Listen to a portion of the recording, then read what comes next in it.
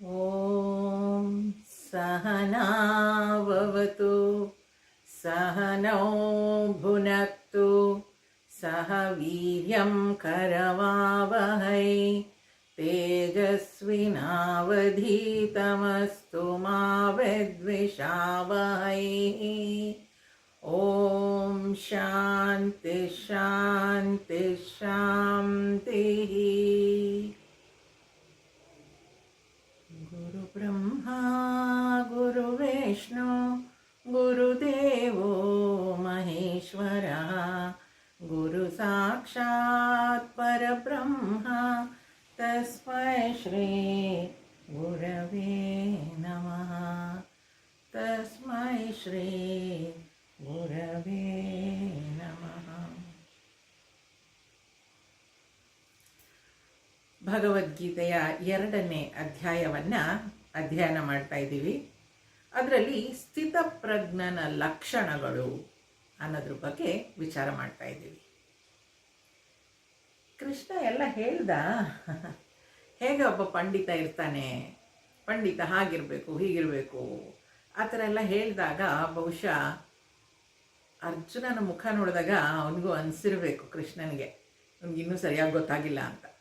ಹಾಗಾಗಿ ಒಬ್ಬ ಸ್ಥಿತಪ್ರಜ್ಞನ ಲಕ್ಷಣ, ಸ್ಥಿತಪ್ರಜ್ಞನ ಅಂದರೆ ಒಬ್ಬ ಐಡಿಯಲ್ ಮ್ಯಾನ್, ಒಬ್ಬ ಪರ್ಫೆಕ್ಟ್ ಪರ್ಸನ್ ಹೇಗಿರ್ತಾನೆ ಅಂತ ವಿವರಿಸಬೇಕು ಅಂತ ಈ ಸ್ಥಿತಪ್ರಜ್ಞನ ಲಕ್ಷಣಗಳಲ್ಲಿ ಹೇಳ್ತಾ ಹೋಗ್ತಾನೆ. ಅವನು ಕೇಳಿದ್ದಾನೆ, ಪ್ರಶ್ನೆ ಕೇಳಿದ್ದಾನೆ. ಈಗ ಯಾರೋ ಅರ್ಜುನ, ಆ ವ್ಯಕ್ತಿ ಹೇಗೆ ನಡ್ಕೊಳ್ತಾನೆ, ಹೇಗೆ ಪ್ರಪಂಚದಲ್ಲಿ ನಿಂತ್ಕೊಳ್ತಾನೆ, ಮಾತನಾಡ್ತಾನೆ, ಅದನ್ನು ಹೇಳು ಅಂತ. ನಾವು ಒಬ್ಬ ಸ್ಥಿತಪ್ರಜ್ಞನನ್ನು ಗುರುತಿಸಬೇಕಾದ್ರೆ ಆ ಕೆಲವು ಲಕ್ಷಣಗಳು ನಮಗೂ ಗೊತ್ತಿರಬೇಕು. ಹೇಗೆ ಈಗ ಒಂದು ಸಂಗೀತದಲ್ಲಿ ಈ ಸಂಗೀತ ತುಂಬ ಚೆನ್ನಾಗಿ ಹಾಡ್ತಾ ಇದ್ದಾರೆ ಈ ರಾಗ ಅಂತ ಹೇಳಬೇಕಾದ್ರೆ ಆ ರಾಗ ನಮಗೆ ಗೊತ್ತಿರಬೇಕು, ಆವಾಗಲಷ್ಟೇ ನಾವು ಜಡ್ಜ್ ಮಾಡೋಕ್ಕಾಗೋದು. ಗೊತ್ತಿಲ್ಲದೆ ನಾವು ಏನನ್ನು ಜಡ್ಜ್ ಮಾಡಲಿಕ್ಕೆ ಸಾಧ್ಯ ಆಗೋದಿಲ್ಲ. ಅದರಿಂದ ಈ ಸ್ಥಿತಪ್ರಜ್ಞನ ಈಗ ನಾಳೆ ನಮ್ಮಲ್ಲೇ ನಾವು ನೋಡಿಕೊಂಡ್ರೆ, ನಮ್ಮ ವ್ಯಕ್ತಿತ್ವದ ಬಗ್ಗೆ ಯಾರಾದರೂ ಹೇಳಿ ಅಂತ ಕೇಳಿದ್ರೆ ನಾವು ಸ್ವಲ್ಪ ತುಂಬ ಒಳ್ಳೊಳ್ಳೆಯದೇ ಹೇಳ್ಕೊಳ್ತೀವಿ ನಮ್ಮ ಬಗ್ಗೆ. ಆದರೆ ಆ್ಯಕ್ಚುಲಾಗೆ ನಾವು ಅಷ್ಟು ಏನು ಹೇಳ್ಕೊಂಡಿರ್ತೀವಿ ಅಷ್ಟರ ಮಟ್ಟಿಗೆ ಏನು ನಾವು ಒಳ್ಳೆಯವರಾಗಿರಲ್ಲ ಅಲ್ವಾ. ನಮ್ಮನ್ನು ನಾವೇ ಚೆನ್ನಾಗಿ ಪ್ರೆಸೆಂಟ್ ಮಾಡ್ಕೋತೀವಿ. ಅದಕ್ಕೆ ಗುರುದೇವ್ ಹೇಳ್ತಾರೆ, ಒಂದು ideal me and actual me ಅಂತ. ಐಡಿಯಲ್ ಮೀ ಅಂತಂದರೆ ನಾನು ಹಾಗಿರಬೇಕು, ನನಗದಿಷ್ಟ, ಅದರಿಂದಲೇ ನಾನು ಹಾಗಿದ್ದೀನಿ ಅಂತ ಹೇಳ್ಕೊಳ್ತೀನಿ. ಈಗ ನನಗೆ ಕೋಪ ಬರೋದೇ ಇಲ್ಲ, ನಾನು ತುಂಬ ಒಳ್ಳೆಯವಳು, ನನಗೆ ಯಾರಿಗೂ ಬೇಜಾರೇ ಮಾಡಲ್ಲ ಅಂತ ಹೇಳ್ಕೊಂಡ್ರೆ, ನಿಜಕ್ಕೂ ನಾನು ಯಾರಿಗೂ ಬೇಜಾರು ಮಾಡಲ್ವಾ ಅಂತ ಒಂದು ಸಲ ಚೆಕ್ ಮಾಡಿಕೊಂಡ್ರೆ, ನಿಜವಾಗ್ಲೂ ನನಗೆ ಕೋಪನೇ ಬರಲ್ವಾ ಅಂತ ನಾನು ನೋಡಿಕೊಂಡ್ರೆ ಇಲ್ಲ, ಆವಾಗ ಬಂದಿದೆ. ಆದರೆ ನಾನು ಹೇಳ್ಕೊಳ್ವಾಗ ಹೇಳ್ಕೊಳ್ಳಲ್ಲ ಅಲ್ವಾ. That is ideal me. Ideal me ಅಂದರೆ ನನಗೆ ಹಾಗೆ ಆಗೋಕ್ಕಿಷ್ಟ, ಆದರೆ ಆ್ಯಕ್ಚುಲಾಗಿ ನಾನು ಹಾಗಿಲ್ಲ. There is a difference. ಈ ಸ್ಥಿತಪ್ರಜ್ಞನ ಲಕ್ಷಣಗಳಲ್ಲಿ ಅಂತ ನಾವು ನೋಡುವಾಗ ಹೇಗಿರುತ್ತೆ ಅಂದರೆ, ಈ ಐಡಿಯಲ್ ಮೀ ಮತ್ತು ಆ್ಯಕ್ಚುಯಲ್ ಮೀ ಎರಡೂ ಒಂದೇ ಆಗಿರುತ್ತೆ. ಅವ್ರು ಏನು ಹೇಳ್ತಿರ್ತಾರೋ ಅದೇ ಅವರಾಗಿರ್ತಾರೆ. ತಮ್ಮ ಬಗ್ಗೆ ಯಾವತ್ತೂ ಎಕ್ಸಾಗ್ರೇಟ್ ಮಾಡ್ಕೊಂಡೆಲ್ಲ ಏನು ಹೇಳೋಕ್ಕೋಗಲ್ಲ. ಆ ಐಡಿಯಲ್ ಮೀ, ಆ ಸ್ಥಿತಪ್ರಜ್ಞ ಹೇಗಿರ್ತಾನೆ ಅನ್ನೋದನ್ನು ನಾವು ನೋಡ್ತಾ ಇದ್ವಿ 2ನೇ ಅಧ್ಯಾಯದಲ್ಲಿ. 61ನೇ ಶ್ಲೋಕವನ್ನು ನೋಡಿದ್ವಿ. 62ರಿಂದ ಮುಂದುವರೆದ ಆ ಸ್ಥಿತಪ್ರಜ್ಞನ ಲಕ್ಷಣಗಳ ಬಗ್ಗೆ ಕೃಷ್ಣ ಏನು ಹೇಳ್ತಾನೆ ಅನ್ನೋದನ್ನು ಈಗ ನೋಡೋಣ. ಓಂ ಶ್ರೀ ಪರಮಾತ್ಮನೇ ನಮಃ. ಅಥ ದ್ವಿತೀಯೋಧ್ಯಾಯಃ ಸಾಂಖ್ಯಯೋಗಃ. ಶ್ರೀ ಭಗವಾನುವಾಚ. 62 ಮತ್ತು 63ನೇ ಶ್ಲೋಕ ಒಟ್ಟಿಗೆ. ಧ್ಯಾಯತೋ ವಿಷಯಾನ್ ಪುಂಸಃ ಸಂಗಸ್ತೇಷೂಪಜಾಯತೆ ಸಂಗಾತ್ ಸಂಜಾಯತೆ ಕಾಮಃ ಕಾಮಾತ್ ಕ್ರೋಧೋಭಿಜಾಯತೆ ಕ್ರೋಧಾತ್ ಭವತಿ ಸಮ್ಮೋಹಃ सम्मोहात् स्मृतिविभ्रमः स्मृतिभ्रंशात् बुद्धिनाशः ಬುದ್ಧಿನಾಶಾತ್ ಪ್ರಣಶ್ಯತಿ. 61ನೇ ಶ್ಲೋಕದಲ್ಲಿ ಭಗವಂತ ಏನು ಹೇಳಿದ? ಪಂಚೇಂದ್ರಿಯಗಳನ್ನು ಹಿಡಿತದಲ್ಲಿಟ್ಕೊಂಡಿರಬೇಕು ಅಂತ. ಮತ್ತು ಯೋಗ ಬಲದಿಂದ ಆ ಭಗವಂತನಲ್ಲೇ ಆ ಮನಸ್ಸನ್ನು ನಿಲ್ಲಿಸಬೇಕು. ಯಾರು ಇಂದ್ರಿಯಗಳನ್ನು ಹತೋಟಿಯಲ್ಲಿ ಇಟ್ಕೊಂಡಿರ್ತಾರೋ ಅಂಥವರ ಪ್ರಜ್ಞೆ ಸ್ಥಿರವಾಗಿರುತ್ತೆ, ಅದು ಚಂಚಲ ಆಗಿರೋದಿಲ್ಲ. ಪಂಚೇಂದ್ರಿಯಗಳನ್ನು ತನ್ನ ಹಿಡಿತದಲ್ಲಿ ಇಟ್ಕೊಂಡಿರೋದು. ಒಂದು ಪಕ್ಷ ಹಾಗೆ ಮಾಡದೇ ಇದ್ದರೆ, ಮಾಡೋಕ್ಕಾಗದೇ ಇದ್ದರೆ ಏನಾಗುತ್ತೆ ಅಂತ 62 ಮತ್ತು 63ನೇ ಶ್ಲೋಕದಲ್ಲಿ ಭಗವಂತ ಹೇಳ್ತಾನೆ. ಏನು ಹೇಳ್ತಾನೆ? ವಿಷಯಗಳನ್ನು ಕುರಿತು ಯೋಚಿಸುತ್ತಿರುವ ಮತ್ತು ಚಿಂತಿಸುವವನಿಗೆ ಅವುಗಳಲ್ಲಿ ಸಂಗ ಉಂಟಾಗುತ್ತದೆ.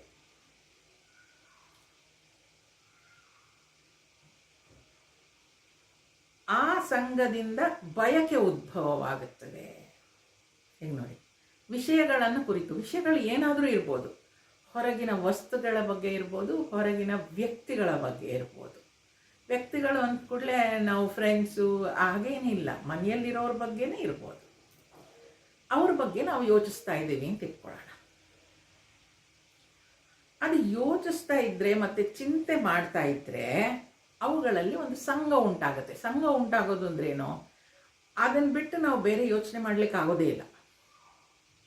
ಈಗ ನೋಡಿ, ಗೋಪಿಕೆಯರೆಲ್ಲ ಒಂದ್ಸಲ ಸಿಟ್ಟು ಬಂದು, ಕೃಷ್ಣ ನಮ್ಮನ್ನು ಕರೆದ್ರೂ ಬರೋದೇ ಇಲ್ಲ, ನಾವು ಕರೆದ್ರೆ ಅಂದ್ಬಿಟ್ಟು ಕೋಪ ಬಂದ್ಬಿಡ್ತಂತೆ. ಆವಾಗ ಅವರೆಲ್ಲ ಹೋಗಿ ನಾವು ಶಿವನ ಮೇಲೆ ತಪಸ್ಸು ಮಾಡ್ತೀವಿ ಅಂತ ಹೇಳಿ ಕುತ್ಕೊಂಡು ತಪಸ್ಸು ಮಾಡಿದ್ರಂತೆ. ತಪಸ್ಸು ಮಾಡಿ ಎದ್ದು ಬರ್ತಾರಂತೆ. ಆಗ ನಾರದ ಮಹರ್ಷಿಗಳು ಕೇಳ್ತಾರಂತೆ, ಅಲ್ಲ ನೀವೆಲ್ಲ ಶಿವನ್ನ ತಪಸ್ಸು ಮಾಡ್ಲಿಕ್ಕೆ ಹೋಗಿದ್ರಲ್ಲ, ಮಾಡಿದ್ರ ಆಯ್ತಾ ಅಂತ. ಗೋಪಿಕೆಯರು ಹೇಳ್ತಾರಂತೆ, ಎಲ್ಲ ಮಾಡೋಕ್ಕಾಗತ್ತೆ, ಆ ಕೃಷ್ಣ ನಮ್ಮಿಂದ ದೂರ ಹೋದ್ರೆ ತಾನೇ, ನಮ್ಮ ಯೋಚನೆಯಿಂದ ಹೋದ್ರೆ ತಾನೇ ಅವನ ಬಗ್ಗೆ ಯೋಚನೆ ಮಾಡೋಕ್ಕಾಗೋದು ನಾವು. ಅಂದರೆ ಕೃಷ್ಣ ಆವರಿಸಿಬಿಟ್ಟಿದ್ದಾನೆ ಆ ಗೋಪಿಯರನ್ನ. ನಮಗೂ ಅಷ್ಟೇ ನೋಡಿ, ಆ ವಿಷಯಗಳನ್ನು ಕುರಿತು ಯೋಚಿಸ್ತಾ ಇದ್ದರೆ ಯಾರ ಬಗ್ಗೆನೇ ಆಗಲಿ, ಮಗನ ಬಗ್ಗೆ ಆಗಲಿ, ಹೆಂಡತಿಯ ಬಗ್ಗೆ ಆಗಲಿ, ಮೊಮ್ಮಕ್ಕಳ ಬಗ್ಗೆ ಆಗಲಿ, ಅದನ್ನು ಯೋಚಿಸ್ತಾ ಇದ್ದರೆ ಏನಾಗುತ್ತೆ? ಸಂಘ ಉಂಟಾಗುತ್ತೆ. ಸಂಘ ಅಂದರೆ ಅದು ನಮ್ಮನ್ನು ಬಿಟ್ಟು ಹೋಗೋದೇ ಇಲ್ಲ. It will become part of us. ಎದ್ದರೆ, ಕೂತ್ರೆ, ಮಲಗಿದ್ರೆ, ಏನು ಕೆಲಸ ಮಾಡ್ತಾ ಇದ್ರೂ ಮತ್ತೆ ಮತ್ತೆ ಅದು ಅಲ್ಲಿಗೆ ಶಿಫ್ಟ್ ಆಗ್ತಾ ಇರುತ್ತೆ. ಏನು? ಅವ್ರ ಬಗ್ಗೆನೇ ಯೋಚನೆ ಮಾಡ್ತಾ ಇರುತ್ತೆ. ಹಾಗೆ ಸಂಘ ಉಂಟಾಗುತ್ತೆ. ಏನಾಗುತ್ತೆ ಸಂಘ ತಪ್ಪೇನಿದೆ? ಮಕ್ಕಳ ಬಗ್ಗೆ, ಮೊಮ್ಮಕ್ಕಳ ಬಗ್ಗೆ ಯೋಚನೆ ಮಾಡೋದ್ರಿಂದ. ಈಗ ಒಂದು ಮನೆ ಕಟ್ತಾ ಇದ್ದರೆ ನೀವೆಲ್ಲರೂ ಯೋಚನೆ ಮಾಡಿ, ಆ ಮನೆ ಕಟ್ತಾ ಇದ್ದರೆ ಯಾವಾಗಲೂ ಆ ಮನೆ ಬಗ್ಗೆನೇ ಯೋಚಿಸ್ತಾ ಇರ್ತೀವಿ. ಆ ರೂಮ್ ಹೀಗಾಗಬೇಕಾ, ಈ ರೂಮ್ ಹೀಗಾಗಬೇಕಾ, ನಾವು ಯಾವ್ದು ಮನೆ ನೋಡೋಕೆ ಹೋಗ್ತೀವ, ಓ ಇವ್ರ ಮನೇಲಿ ಕಿಟಕಿ ಹೀಗಿದೆ, ಬರೀ ಇದ್ರದ್ದೇ ಯೋಚನೆ ಇರುತ್ತೆ. ಅದೇ ಸಂಘ ಅಂತ ಹೇಳೋದು. ಆ ಸಂಘ ಉಂಟಾದರೆ ತಪ್ಪೇನಿದೆ? ಮುಂದೆ ಹೇಳ್ತಾರೆ ಏನಾಗುತ್ತೆ? ಆ ಸಂಘದಿಂದ ಬಯಕೆ ಉದ್ಭವವಾಗುತ್ತದೆ. ಈಗ ನನಗೆ ಏನು ಗೊತ್ತಿಲ್ವೋ ಅದ್ರ ಬಗ್ಗೆ ನನಗೆ ಬಯಕೆ ಹುಟ್ಟೋದಕ್ಕೆ ಸಾಧ್ಯನೇ ಇಲ್ಲ ಅಲ್ವಾ? ನನಗೇನೋ ಒಂದು ಯಾರೋ ಒಂದು ಸ್ವೀಟ್ ಹೇಳ್ತಾರೆ, ಅದು ನನಗೆ ಗೊತ್ತೇ ಇಲ್ಲ, ನಾನು ಕೇಳೇ ಇಲ್ಲ ಅಲ್ವಾ? ಅದ್ರ ಬಗ್ಗೆ ನನಗೆ ಆಸೆ ಹುಟ್ಟಲಿಕ್ಕೆ ಸಾಧ್ಯನೇ ಇಲ್ಲ. ನಾನು ಯಾವುದೋ ಸಿಹಿ ಪದಾರ್ಥವನ್ನು ತಿಂದಿದ್ದೀನಿ, ಅನುಭವಿಸಿದ್ದೀನಿ, ಸಂತೋಷ ಪಟ್ಟಿದ್ದೀನಿ, ಅದು ನಂಗೆ ತುಂಬ ಇಷ್ಟ ಆಗಿದೆ, ಗೊತ್ತಾಗಿದೆ ನನಗೆ, ಆಗ ಅದ್ರ ಬಗ್ಗೆ ಮತ್ತೆ ನಾನು ಇಷ್ಟಪಡ್ಲಿಕ್ಕೆ ಸಾಧ್ಯ ಆಗುತ್ತೆ. ಈಗ ಆ ವಿಚಾರನೇ ನನಗೆ ಗೊತ್ತಿಲ್ಲ ಅಂತಂದರೆ ಅದ್ರ ಬಗ್ಗೆ ನಾನು ಯೋಚಿಸ್ಲಿಕ್ಕೆ ಹೋಗಲ್ಲ. ಸಂಘದಿಂದ ಏನಾಗುತ್ತೆ? ಬಯಕೆ ಉದ್ಭವ ಆಗುತ್ತೆ. ಏನು ಬಯಕೆ ಅದು? ಅದು ನನಗೆ ಬೇಕು, ಅದು ಯಾವಾಗಲೂ ನನ್ನ ಜೊತೆಗೆ ಇರಬೇಕು ಅನ್ನೋ ಬಯಕೆ ಉಂಟಾಗುತ್ತೆ. ಬಯಕೆ ಉಂಟಾದರೆ ಏನು ತಪ್ಪು? ಇರಲಿ ಬಿಡಿ, ವಿಷಯವನ್ನು ನೋಡ್ತೀವಿ, ಇಷ್ಟಪಡ್ತೀವಿ, ಸಂಘ ಉಂಟಾಗಿದೆ, ಬಯಕೆ ಬೇಕು ಅಂತ ಆಸೆ ಹುಟ್ಟಿದೆ, ತಪ್ಪೇನು ಅನ್ಸುತ್ತಲ್ವ? ಬಯಕೆಯಿಂದ ಕೋಪ ಉಂಟಾಗುತ್ತದೆ. ಯಾಕೆ? ಅದು ಸಿಗ್ತಾ ನನಗೆ ಮತ್ತೊಬ್ಬರಿಗೆ ಅದನ್ನು ಕೊಡ್ಲಿಕ್ಕೆ ಇಷ್ಟ ಆಗೋದಿಲ್ಲ, ನನಗೆ ಅದಕ್ಕೆ ಕೋಪ ಬರುತ್ತೆ. ಸಿಗ್ಲಿಲ್ಲ ಅಂತ ಕೋಪ ಬರುತ್ತೆ. ಎರಡು ಕೋಪ. ಜೀವನದಲ್ಲಿ ಎರಡು ರೀತಿಯ ವಿಷಾದ ಅಂತ ನಮಗೆ.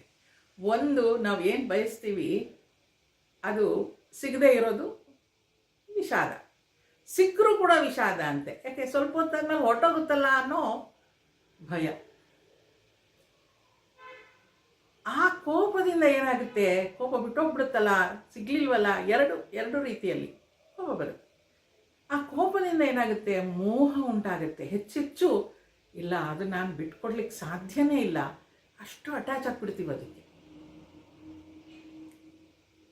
ಆ ಮೋಹ ಎಷ್ಟು ಆಗ್ಬಿಡುತ್ತೆ ಅಂತ ಹೇಳಿದ್ರೆ, ಮೋಹದಿಂದ ನೆನಪು ನಾಶ ಆಗುತ್ತೆ. ನೆನಪು ಅಂತಂದರೆ ನಾನು ಏನು ಮಾಡ್ತಾ ಇದ್ದೀನಿ ಅನ್ನೋದು ಗೊತ್ತಾಗಲ್ಲ. ಯಾವಾಗಲೂ ಅದೇ ಯೋಚನೆಯಲ್ಲಿರ್ತೀನಿ. ಹಾಗಾಗಿ ಈಗ ಏನು ಮಾಡ್ತಾ ಇದ್ದೀನಿ, ಏನು ಮಾಡಿದೆ, ಏನೂ ನೆನಪಿರಲ್ಲ. ನೆನಪೇ ನಾಶ ಆಗೋದ್ರೆ ಏನಾಗುತ್ತೆ, ನಮಗೇನಾದರೂ ಮಾಡಿದ್ದು ನೆನಪಿದ್ರೆ ತಾನೇ ಅದು ಸರಿನೋ ತಪ್ಪೋ, ಸರಿಯಾಗಿ ಮಾಡಿದ್ನೋ ಇಲ್ವೋ, ಅಥವಾ ತಪ್ಪು ಮಾಡಿದರೆ ಅದನ್ನು ತಿದ್ಕೊಳ್ಬೇಕು, ಹೀಗೆ ಮಾಡಬಾರ್ದಾಗಿತ್ತು, ಹೀಗೆ ಮಾಡಬೇಕಾಗಿತ್ತು ಅಂತ ಗೊತ್ತಾಗೋದು ಯಾವಾಗ, ಆ ವಿಚಾರ ನೆನಪಿದ್ರೆ. ಅದು ನಾನು ಏನು ಮಾಡ್ತಿದ್ದೀನಿ ಅನ್ನೋದೇ ನೆನಪಿಲ್ಲ ಅಂತಂದರೆ ಏನಾಗುತ್ತೆ, ವಿವೇಚನಾ ಶಕ್ತಿ ನಾಶ ಆಗುತ್ತೆ. ವಿವೇಚನಾ ಶಕ್ತಿ ಅಂದರೆ ನಾನು ಸರಿಯಾಗಿ ಮಾಡಿದ್ನ ತಪ್ಪು ಮಾಡಿದ್ನ ಗೊತ್ತೇ ಆಗಲ್ಲ. ವಿವೇಚನಾ ಶಕ್ತಿ ನಾಶವಾದರೆ ಅವನು ತಾನೇ ಹಾಳಾಗುತ್ತಾನೆ. ಮನುಷ್ಯನಿಗೆ ವಿವೇಚನಾ ಶಕ್ತಿಯೇ ಮುಖ್ಯ. ಆ ವಿವೇಚನಾ ಶಕ್ತಿ ಹಾಳಾಯಿತು ಅಂದರೆ ಅವನು ಮನುಷ್ಯನೇ ಅಲ್ಲ. ಇದೆಲ್ಲ ಶುರುವಾಗಿದ್ದು ಎಲ್ಲಿಂದ? ಆಸೆಯಿಂದ. ನೋಡಿ, ಅಲ್ಲೊಂದು ಸ್ಮೃತಿರ್ಭ್ರಂಶ ಬುದ್ಧಿನಾಶ ಅಂತ ಹೇಳ್ತಾರೆ. ಸ್ಮೃತಿರ್ಭ್ರಂಶ ಅಂತಂದ್ರೆ ಏನು ಗೊತ್ತಾ, ಯು ಗೆಟ್ ಹೆಪ್ನೋಟೈಸ್ಡ್. ಅದೊಂಥರ ಸುತ್ತುವರೆದು ಬಿಡುತ್ತೆ, ನಮ್ಮನ್ನು ಆವರಿಸ್ಕೊಂಡ್ಬಿಡುತ್ತೆ ಅಂತಾರಲ್ಲ, ಆ ವಿಚಾರ ನಮ್ಮನ್ನು ಆವರಿಸ್ಕೊಂಡ್ಬಿಡುತ್ತೆ. ಮಾಡ್ತಾ ಇರ್ತೀವಿ ಬೇರೆ ಕೆಲಸ ಎಲ್ಲ, ಆದರೆ ಮನಸ್ಸು ಮಾತ್ರ ಅದರಲ್ಲೇ ಇರುತ್ತೆ, ಬೇರೆ ಕಡೆ ಹೋಗೋದೇ ಇಲ್ಲ. ಆ ರೀತಿಯಲ್ಲಿ ಸಂಪೂರ್ಣವನ್ನಾಗಿ ನಾವು ಹೆಪ್ನೋಟೈಸ್ ಆಗಿಬಿಟ್ರೆ ನಾನು ಏನು ಮಾಡ್ತಿದ್ದೀನಿ ಅನ್ನೋದೇ ನನಗೆ ಗೊತ್ತಾಗಲ್ಲ, ಎಲ್ಲ ಮಾಡ್ತಾ ಇರ್ತೀನಿ, ಆದರೆ ಅದು ನೆನಪಲ್ಲಿ ಉಳಿಯೋದಿಲ್ಲ. ಅಂದರೆ ನಾನು ಸರಿಯಾಗಿ ಮಾಡ್ತಾ ಇದ್ದೀನ ಇಲ್ವಾ ಗೊತ್ತಾಗಲ್ಲ. ವಿವೇಚನಾ ಶಕ್ತಿ ಹೊರಟೋಗ್ಬಿಡುತ್ತೆ. ಆ ವಿವೇಚನಾ ಶಕ್ತಿ ಹೋಯಿತು ಅಂತ ಅಂದರೆ ಮನುಷ್ಯ ನಾಶ ಆದಾಗೆ. ಬುದ್ಧಿ ನಾಶ ಆದರೆ ಅವನೇ ಹಾಳಾಗ್ತಾನೆ. ನೋಡಿ, ಪ್ರಾಣಿಗಳಿಗೂ ಮನುಷ್ಯರಿಗೂ ಇರುವ ವ್ಯತ್ಯಾಸ ಏನಪ್ಪ ಅಂದರೆ ಬುದ್ಧಿ. ಪ್ರಾಣಿಗಳಿಗೆ ಚಾಯ್ಸ್ ಇಲ್ಲ. ಒಂದು ಹಸು ಹುಲ್ಲನ್ನೇ ತಿನ್ನಬೇಕು, ಹುಲಿ ಮಾಂಸವನ್ನೇ ತಿನ್ನಬೇಕು, ಚಾಯ್ಸ್ ಇಲ್ಲ ಅದಕ್ಕೆ. ನನಗೆ ಇವತ್ತು ಹುಲ್ಲು ತಿನ್ನೋಕ್ಕೆ ಬೇಜಾರಾಗಿದೆ, ನಾನು ಮಾಂಸ ತಿನ್ನೋ, ನೋ ಚಾಯ್ಸ್. ಅದು ಕರ್ಮ ಏನಿದೆ ಅದನ್ನು ಅನುಭವಿಸ್ಬಿಡುತ್ತೆ ಅಷ್ಟೇ. ಅದಕ್ಕೆ ಬೇರೆ ಯಾವುದೇ ರೀತಿಯಾದ ಚಾಯ್ಸ್ ಇಲ್ಲ. ಅದು ಅಂಬ ಅಂತಲೇ ಕರಿಬೇಕು. ಆದರೆ ಮನುಷ್ಯನಿಗೆ ಚಾಯ್ಸ್ ಇದೆ. ಆ ಮಗು ಅಮ್ಮ ಅಂತಲೂ ಕರಿಬೋದು, ಮಮ್ಮಿ ಅಂತಲೂ ಕರಿಬೋದು. ಅದು ವೆಜಿಟೇರಿಯನ್ನು ಆಗ್ಬೋದು, ನಾನ್ ವೆಜಿಟೇರಿಯನ್ನು ಆಗ್ಬೋದು. ಚಾಯ್ಸ್ ಕೊಟ್ಟಿದ್ದಾನೆ ಭಗವಂತ. ಅದಕ್ಕೆ ಅದನ್ನು ಯಾವುದು ಆರಿಸ್ಕೊಳ್ಬೇಕು ಅಂತ ಬುದ್ಧಿನೂ ಕೊಟ್ಟಿದ್ದಾನೆ. ಆ ಬುದ್ಧಿಯನ್ನು ಉಪಯೋಗಿಸ್ಕೊಂಡು ನಾವು ಮನುಷ್ಯರಾಗಿ ಬಾಳ್ಬೇಕು. ನಮ್ಮನ್ನು ನಾವು ಉನ್ನತ ಮಟ್ಟಕ್ಕೆ ಕರೆದೊಯ್ಬೇಕು. ಬುದ್ಧಿ ನಾಶ ಆದರೆ ಅವನೇ ಹಾಳಾಗ್ತಾನೆ. ಎಲ್ಲಿಂದ ಇದೆಲ್ಲ ಶುರುವಾಗೋದು? ವಿಷಯವನ್ನು ಕುರಿತು ಯೋಚಿಸ್ತಾ ಅದು ನಮಗೆ ಸಂಘ ಉಂಟಾಗಿ, ಸಂಘದಿಂದ ಬಯಕೆ ಉಂಟಾಗಿ, ಬಯಕೆಯಿಂದ ಕೋಪ ಉದ್ಭವವಾಗಿ, ಕೋಪದಿಂದ ಮೋಹ ಉದ್ಭವವಾಗಿ, ಮೋಹದಿಂದ ನೆನಪು ನಾಶ ಆದಾಗ, ನೆನಪೇ ನಾಶ ಆದಾಗ ವಿವೇಚನಾ ಶಕ್ತಿ ನಾಶ ಆಗೋಗುತ್ತೆ. ವಿವೇಚನಾ ಶಕ್ತಿ ನಾಶ ಆಗೋದ್ರೆ ನಾವು ಮನುಷ್ಯರಾಗಿ ಇರೋದಿಲ್ಲ. ಅವನು ಹಾಳಾಗ್ತಾನೆ, ಅಂದರೆ ಪತನಗೊಳ್ತಾನೆ ಅಂತ ಹೇಳ್ತಾರೆ. ಅದಕ್ಕೆ ವಿವೇಚನಾ ಶಕ್ತಿಯನ್ನು ನಾವು ಉಪಯೋಗಿಸ್ಕೊಳ್ಬೇಕು ಇಲ್ಲಿ ಅಂತ ಮುಂದುವರೆಸ್ತಾ,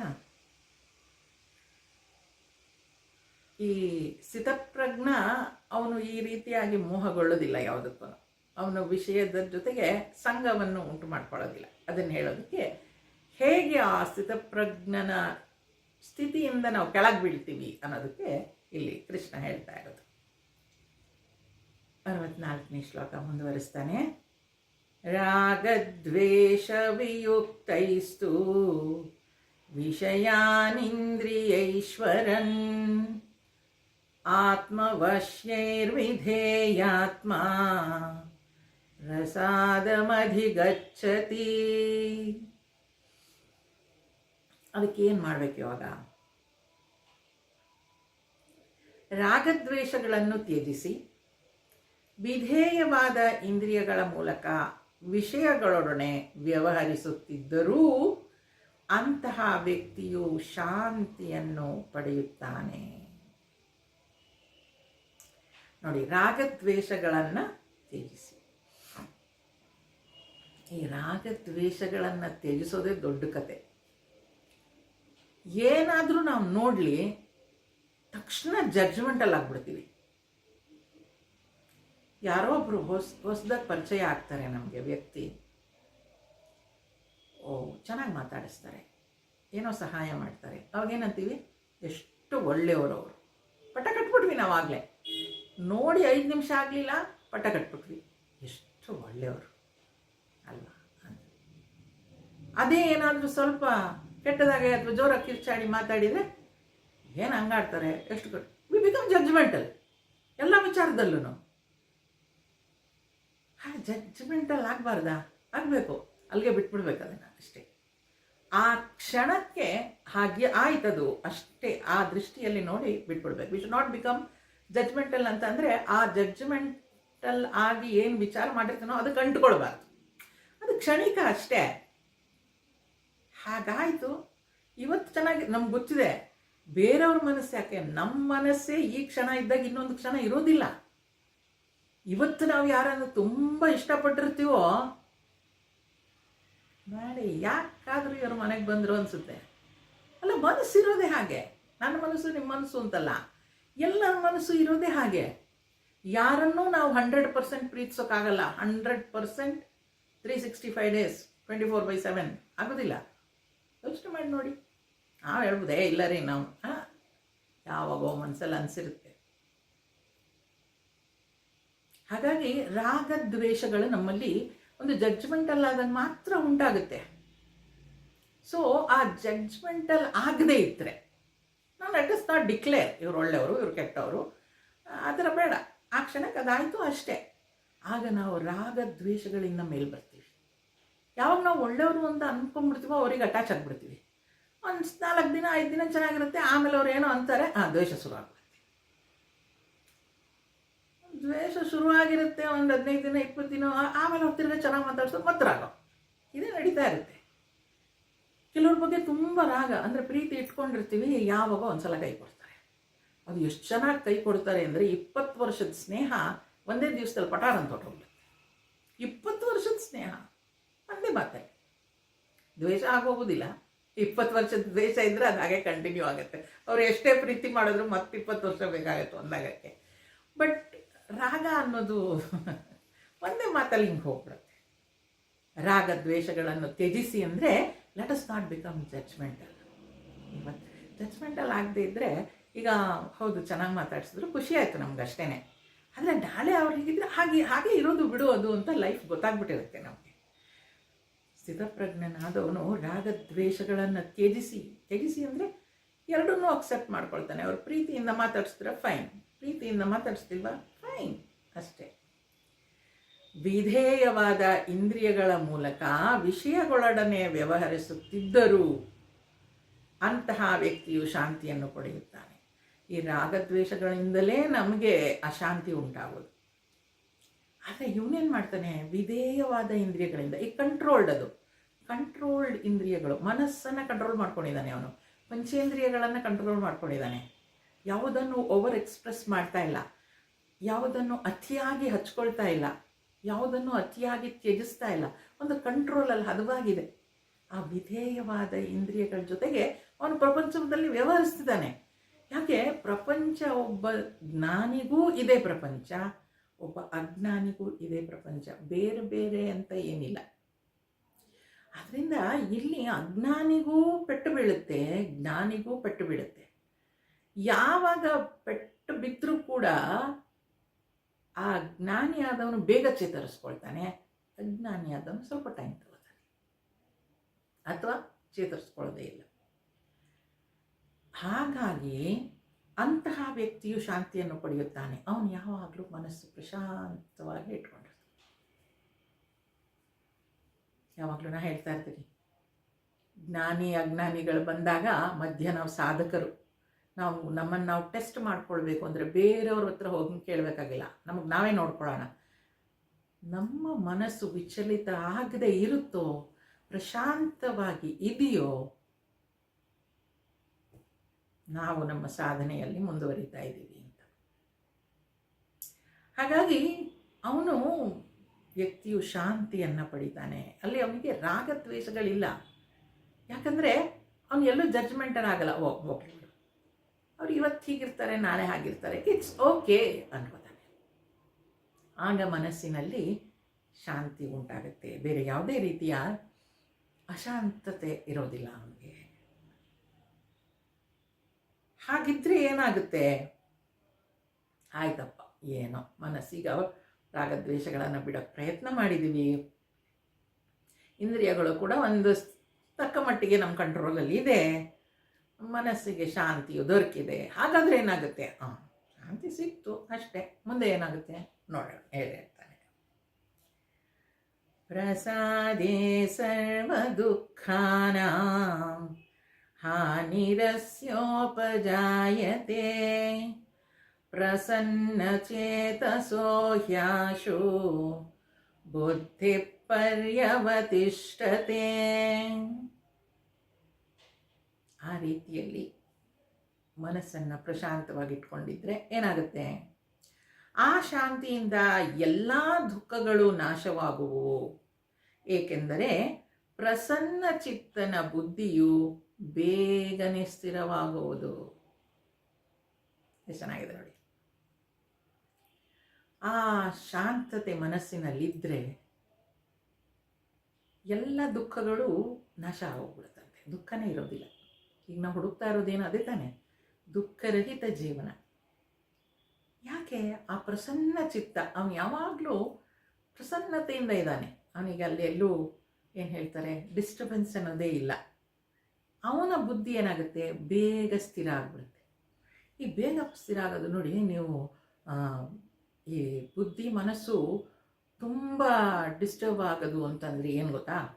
ಈಗ ನೀವು ಒಂದು ಮನೇಲಿ ಒಂದು ತುಂಬ ಇಷ್ಟ ಆಗುವಂಥದ್ದೇ ಏನೋ ಒಂದು ಮಾಡ್ಕೊಳ್ತೀವಿ ಅಂತ ಅಂದ್ಕೊಳ್ಳೋಣ. ಒಂದು ಮದುವೆ ಆಗುತ್ತೆ, ಅದರಲ್ಲಿ ಸಂಪೂರ್ಣವಾಗಿ ನಾವು ಇನ್ವಾಲ್ವ್ ಆಗಿಬಿಟ್ಟಿರ್ತೀವಿ. ನಮ್ಮ ಪ್ರೀತಿ ಪಾತ್ರರೆಲ್ಲ ಬಂದಿರ್ತಾರೆ, ತುಂಬ ಮಾತಾಡಿರ್ತೀವಿ ಚೆನ್ನಾಗಿ, ಎಷ್ಟು ಸಂತೋಷವಾಗಿದ್ದೀವಿ ಅಂತ ಅಂದರೆ ಏನು ಸ್ವರ್ಗ. ಅವತ್ತು ರಾತ್ರಿ ಮಲ್ಕೊಳ್ಳೋಕೆ ಪ್ರಯತ್ನ ಮಾಡಿ, ನಿದ್ದೆ ಬರಲ್ಲ. ಸಂತೋಷವಾಗಿ ಇದ್ವಲ್ವಾ, ಯಾಕೆ ನಿದ್ದೆ ಬರ್ತಾ ಇಲ್ಲ? ಬರಲ್ಲ. ಅದೇ ರೀತಿ ದುಃಖ, ಏನೋ ತೊಂದರೆ ಆಗಿದೆ, ಮನೆಯಲ್ಲಿ ಯಾರಿಗೂ ಆರೋಗ್ಯ ಸರಿ ಇಲ್ಲ, ಅದ್ರ ಬಗ್ಗೆನೇ ಯೋಚಿಸಿ ಯೋಚಿಸಿ ಯೋಚಿಸಿ ಯೋಚಿಸಿ ಸಿಕ್ಕಾಬಟ್ಟೆ ಮನಸ್ಸಿಗೆ ಬೇಜಾರಾಗೋಗಿದೆ. ಅವತ್ತು ರಾತ್ರಿ ಮಲ್ಕೊಂಡು ನೋಡಿ, ನಿದ್ದೆ ಬರಲ್ಲ ಅಲ್ವಾ? ಹಾಂ, ಪ್ರಶಾಂತತೆ, ಪ್ರಸನ್ನ ಚಿತ್ತತೆ ಅಂದರೆ ಏನು? ಆ ದುಃಖಕ್ಕಾಗಲಿ ಆ ಸುಖಕ್ಕಾಗಲಿ ಅವನು ತುಂಬ ಮೇಲೆ ಹೊರಟೋಗೋದಿಲ್ಲ. ಅಂದರೆ ಆ ಮನಸ್ಸಿನಲ್ಲಿ ಅಷ್ಟೊಂದು ತುಂಬ್ಕೊಂಡ್ಬಿಡೋದಿಲ್ಲ. Is controlled. ಆ ಮನಸ್ಸನ್ನು ಪ್ರಶಾಂತವಾಗಿ ಇಟ್ಕೊಳ್ತಾನೆ.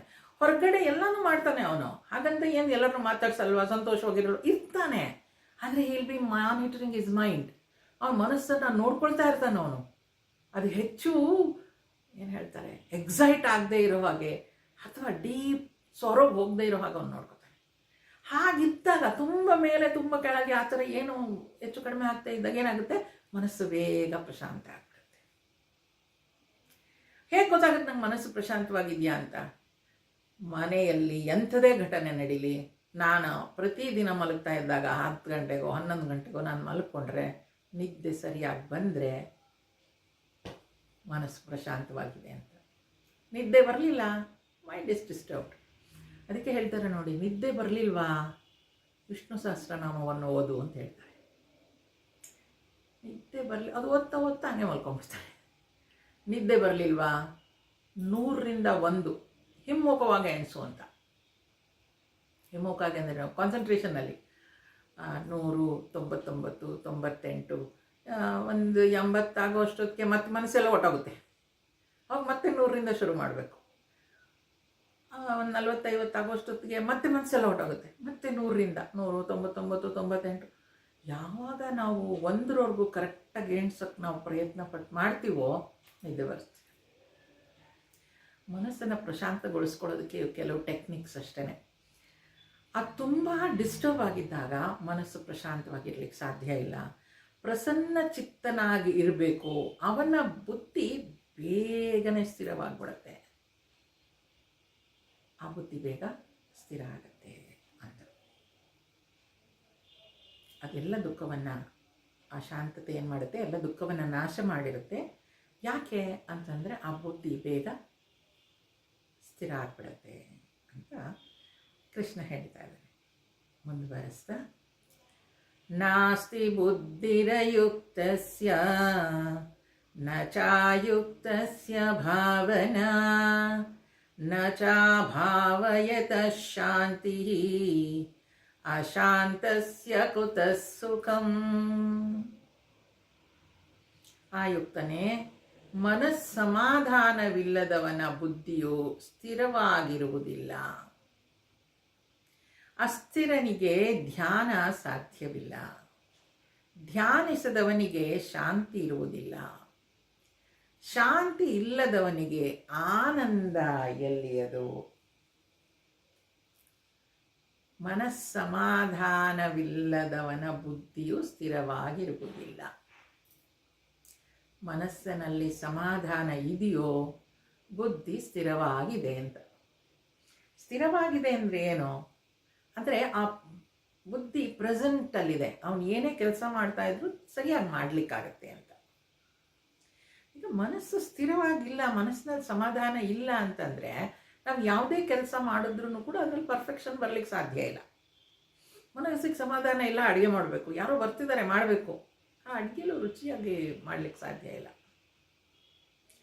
ಮನಸ್ಸಿಗೆ ಸಮಾಧಾನ ಇಲ್ಲ, ಎಲ್ಲೋ ಒಂದು ಹಾಡು ಹೇಳಬೇಕು, ಹೋಗಿ ಹೇಳೋಕ್ಕಾಗಲ್ಲ ಅಲ್ವಾ.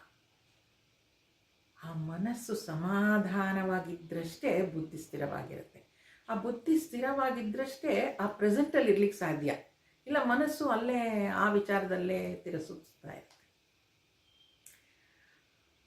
ಆ ಮನಸ್ಸು ಸ್ಥಿರವಾಗಿಲ್ಲ ಅಂತ ಹೇಳಿದ್ರೆ ಧ್ಯಾನ ಮಾಡಲಿಕ್ಕೆ ಸಾಧ್ಯ ಇಲ್ಲ. ಧ್ಯಾನ ಅಂದರೆ ಇಲ್ಲಿ ಕೂತ್ಕೊಂಡು ದೇವ್ರ ಮುಂದೆ ಧ್ಯಾನ ಮಾಡಬೇಕು, ಓಂ ನಮಃ ಶಿವಾಯ ಜಪ, ಆ ಥರದ್ದಲ್ಲ. ಧ್ಯಾನ ಅಂತಂದರೆ ಆ ಏನು ಕೆಲಸ ಮಾಡ್ತಾ ಇದ್ದೀವಿ ಅದರಲ್ಲಿ ಸಂಪೂರ್ಣವಾಗಿ ನಾವು ಮುಳುಗೋಗೋದು, ಧ್ಯಾನಸ್ಥರಾಗೋದು ಅಂತ. ಅದು ಸೀರಿಯಲ್ ನೋಡ್ತಾ ಇರ್ತೀವಿ, TV ಸೀರಿಯಲ್. ಎಷ್ಟು ಮುಳುಗೋಗ್ಬಿಟ್ಟಿರ್ತೀವಿ ಅಂದರೆ ಆ ಪಾತ್ರನೇ ನಾವಾಗಿರ್ತೀವಿ. ಪಕ್ಕದಲ್ಲಿ ಯಾರೋ ಏನೋ ಕೇಳ್ತಾ ಇರ್ತಾರೆ, ಹಾಂ ಆಯ್ತು, ಆಯ್ತು, ಓಕೆ ಮಾಡಿ ಅಂತ ಹೇಳ್ಬಿಡ್ತೀವಿ. ಆಮೇಲೆ ಸ್ವಲ್ಪ ಹೊತ್ತಾದ್ಮೇಲೆ ಅವ್ರು ಮಾಡೋದು, ಇದ್ಯಾಕೆ ಹಿಂಗೆ ಮಾಡಿದ್ದೀನಿ ನೀನೇ ಹೇಳಿದ್ಯಲ್ಲ ಅಂತ. ಅಂದರೆ ನಾವು ಇದರಲ್ಲಿ ನೋಡೋದ್ರಲ್ಲಿ ಎಷ್ಟು ಧ್ಯಾನಸ್ಥರಾಗಿದ್ದೀವಿ ಅಂತಂದರೆ ಎಲ್ಲವನ್ನು ಸಂಪೂರ್ಣವಾಗಿ ಮರ್ತು ಬಿಟ್ಟಿದ್ದೀವಿ ಅಲ್ಲಿ. ಯಾವಾಗ ಬುದ್ಧಿ ಸ್ಥಿರವಾಗಿರುತ್ತೋ ಆಗಷ್ಟೇ ಅದು ಧ್ಯಾನಸ್ಥ ಆಗ್ಲಿಕ್ಕೆ ಸಾಧ್ಯ. ಓಶೋ ಒಂದು ಕಡೆ ಬರೀತಾರೆ, ಅವರು ಶಿಷ್ಯನಿಗೆ ಹೇಳ್ತಾರಂತೆ, ಹೋಗಿ ಹುಲ್ಲು ತಗೊಂಡು ಬಾ ಸ್ವಲ್ಪ ಅಂತ. ಶಿಷ್ಯ ಹುಲ್ಗಾವಲಿಗೆ ಹೋಗ್ತಾನೆ. ಅಲ್ಲಿ ಹುಲ್ಲನ್ನು ನೋಡ್ತಾನೆ. ಸಂಜೆ ಬೆಳಗಿನ ಜಾವ ಹೋಗಿರ್ತಾನೆ ಹುಲ್ಲು ತರಕ್ಕೆ. ಆ ಹುಲ್ಲಿಂದೆಲ್ಲ ಚೆಂದಾಗೆ ಒಂದು 4-5 ಅಡಿ ಬೆಳೆದಿದೆ ಹುಲ್ಲು. ಬೆಳಗಿನ ಸೂರ್ಯ ಕಿರಣಗಳು ಬೀಳ್ತಾ ಇದೆ, ಸೂರ್ಯೋದಯ. ಆ ಹುಲ್ಲಿನ ಕಡ್ಡಿಗಳೆಲ್ಲ ಆವಾಗ ಹಣ್ಣಾಗ್ತಾ ಇದೆ, ಮೇಲೆಲ್ಲ ಸ್ವಲ್ಪ ಕೆಂಪು ಕೆಂಪಗಿದೆ ಹೊಂಬಣ್ಣ. ಮೆತ್ತಗೆ ಗಾಳಿ ಬೀಸ್ತಾ ಇದೆ. ಆ ಬಿಸಿಲಿಗೆ ಇದೆಲ್ಲ ಒಂಥರ ಬಂಗಾರದ ಥರ ಹೊಳಿತಾ ಇದೆ ಈ ಹುಲ್ಲು. ಆ ಗಾಳಿ ಬೀಸ್ತಾ ಇರೋದ್ರಿಂದ ಹಾಗೇ ತೂಗ್ತಾ ಇದೆ. ಇವನು ಅದನ್ನು ನೋಡ್ತಾ ನೋಡ್ತಾ ನೋಡ್ತಾ ಮೈ ಮರೆತು ಬಿಟ್ಟಿದ್ದಾನೆ. ಎಷ್ಟೊತ್ತಾದರೂ ಅವನಲ್ಲಿ ಮೈ ಮರೆತು ನಿಂತು ಬಿಟ್ಟಿದ್ದಾನೆ. ಏನು ಗುರುಗಳು ಬರ್ತಾರೆ, ಎಷ್ಟೊತ್ತಾಯಿತು ಇವನೇನು ಬರಲೇ ಇಲ್ವಲ್ಲ, ಎಲ್ಲೋದ ನನ್ನ ಶಿಷ್ಯ ಅಂತ ಹುಡ್ಕೊಂಡು ಬಂದರೆ ನೋಡ್ತಾರೆ ಆ ಹುಲ್ಲುಗಾವಿನಲ್ಲಿ ಎದುರುಗಡೆ ಆ ಸೂರ್ಯ ಹುಟ್ತಾ ಇದ್ದಾನೆ. ಇಲ್ಲಿ ಹುಲ್ಲುಗಾವಲು ಎತ್ತರ ಬೆಳೆದು ನಿಂತಿದೆ. ಇವನು ಕೂಡ ತನ್ನ ಎರಡೂ ಕೈಗಳನ್ನು ಮೇಲೆತ್ತಿ ಆ ಹುಲ್ಲಿನ ಜೊತೆನೇ ತುರಾಡ್ತಾ ಇದ್ದಾನೆ. ಅವನು ಹುಲ್ಲೇ ಆಗಿಬಿಟ್ಟಿದ್ದಾನೆ. ಇದು ಧ್ಯಾನಸ್ಥಾನ. We go beyond time and space. ನಾವು ಎಲ್ಲಿದ್ದೀವಿ ಅನ್ನೋದು ಮರ್ತು ಬಿಡ್ತೀವಿ, ಏನಾಗಿದ್ದೀವಿ ಅನ್ನೋದು ಮರ್ತು ಬಿಡ್ತೀವಿ, ಎಷ್ಟೊತ್ತಾಯಿತು ಅನ್ನೋದು ಮರ್ತು ಬಿಡ್ತೀವಿ. ಅದು ಧ್ಯಾನಸ್ಥರಾಗೋದು ಅಂದರೆ. ಆ ಧ್ಯಾನಸ್ಥರಾಗೋದು, ಅಡುಗೆ ಮಾಡುವಾಗ ಎಷ್ಟೋ ಸಲ ಆಗುತ್ತೆ, ಅವ್ರು ತುಂಬ ಇಷ್ಟಪಟ್ಟು ಅಡುಗೆ ಮಾಡ್ತಾ ಇರ್ತೀವಿ, ಎಷ್ಟಾಯಿತು ಟೈಮ್ ಗೊತ್ತೇ ಆಗೋದಿಲ್ಲ. ಅದು ಧ್ಯಾನಸ್ಥ. ಆ ಧ್ಯಾನಸ್ಥರಾಗಬೇಕು ಅಂತಂದರೆ ಏನು, ಆ ಮನಸ್ಸು ಯಾವಾಗಲೂ ಸಮಾಧಾನವಾಗಿರ್ತದೆ. ಆ ಮನಸ್ಸು ಮಾತ್ರ ಬುದ್ಧಿಯನ್ನು ಸ್ಥಿರವಾಗಿಡ್ಲಿಕ್ಕೆ ಸಾಧ್ಯ. ಆ ಬುದ್ಧಿ ಸ್ಥಿರವಾಗಿದ್ದರೆ ಮಾತ್ರ ಅದು ಧ್ಯಾನಸ್ಥ ಆಗ್ಲಿಕ್ಕೆ ಸಾಧ್ಯ ಆಗೋದು. ಧ್ಯಾನಿಸದವನಿಗೆ ಶಾಂತಿಯಲ್ಲಿರುವುದು. ಆ ರೀತಿಯಲ್ಲಿ ಪ್ರತಿಯೊಂದು ಕೆಲಸದಲ್ಲೂ ನಾವು ಮಗ್ನರಾಗಿ ಮಾಡಲಿಕ್ಕೆ ಹೋಗೋಕ್ಕಾಗೋದಾದರೆ, ಧ್ಯಾನಿಸ್ಲಿಕ್ಕಾಗೋಕ್ಕಾದರೆ ಎಷ್ಟು ಶಾಂತಿಯಿಂದ ಇರ್ಲಿಕ್ಕೆ ಸಾಧ್ಯ ಆಗುತ್ತೆ. ಹಾಗೇ ಧ್ಯಾನಿಸೋಕ್ಕಾಗದೇ ಇರೋವನಿಗೆ ಶಾಂತಿ ಎಲ್ಲಿಂದ ಸಿಗುತ್ತೆ ಅಂತ ಕೃಷ್ಣ ಹೇಳ್ತಾನೆ. ಮನಸ್ಸು ಶಾಂತವಾಗಿಲ್ಲದೆ ಇದ್ದರೆ ಆನಂದ ಎಲ್ಲಿಂದ ಬರುತ್ತೆ? ಅದು ನೋಡಿ, ಈ ಶಾಂತತೆ ಮತ್ತು ಆನಂದ, ಈ ಎರಡು ಒಂದೇ ಕಾಯಿನ್ನ ಎರಡು ಮುಖಗಳಿದ್ದ ಹಾಗೆ. ಈಗ ನಾನು ಸಂತೋಷವಾಗಿದ್ದೀನಿ, ಆದರೆ ಯಾಕೋ ಮನಸ್ಸಿಗೆ ಶಾಂತಿ ಇಲ್ಲ, ಹೇಳೋಕ್ಕಾಗಲ್ಲ. ಮನಸ್ಸು ಪ್ರಶಾಂತವಾಗಿದೆ, ಆದರೂ ಯಾಕೋ ಆನಂದ ಇಲ್ಲ, ಹೇಳಕ್ಕೆ ಬರಲ್ಲ. ಹಂಗಾಗಕ್ಕೆ ಸಾಧ್ಯನೇ ಇಲ್ಲ. ಮನಸ್ಸು ಪ್ರಶಾಂತವಾಗಿದೆಯೋ ಅಲ್ಲಿ ಆನಂದ ಇರುತ್ತೆ. ಮನಸ್ಸು ಆನಂದವಾಗಿದೆಯೋ ಅಂದರೆ ಪ್ರಶಾಂತತೆ ಅಲ್ಲಿದೆ. ಅದು ಎರಡೂ ಇರಬೇಕು. ಶಾಂತಿ ಮತ್ತು ಆನಂದ ಎರಡೂ ಒಟ್ಟೊಟ್ಟಿಗೆ ಹೋಗುತ್ತೆ, ಅದು ಬೇರೆ ಬೇರೆ ಅಲ್ವೇ ಅಲ್ಲ. ಆದ್ದರಿಂದ ಒಂದು ಪ್ರಶಾಂತತೆಯನ್ನು ನಾವು ಹೊಂದಿದ್ರೆ ಆನಂದ ಸಿಕ್ಕತ್ತೆ, ಆನಂದವನ್ನು ಹೊಂದಿದ್ರೆ ಪ್ರಶಾಂತತೆ ಸಿಕ್ಕತ್ತೆ. ಯಾರಿಗೆ ಯಾವುದು ಬೇಕೋ ಅದನ್ನು ಸುಲಭವಾಗಿ ಅನುಭವಿಸ್ಕೊಳ್ಳೋದಕ್ಕೆ, ತಂದುಕೊಳ್ಳೋದಕ್ಕೆ ಪ್ರಯತ್ನ ಮಾಡಬೇಕು.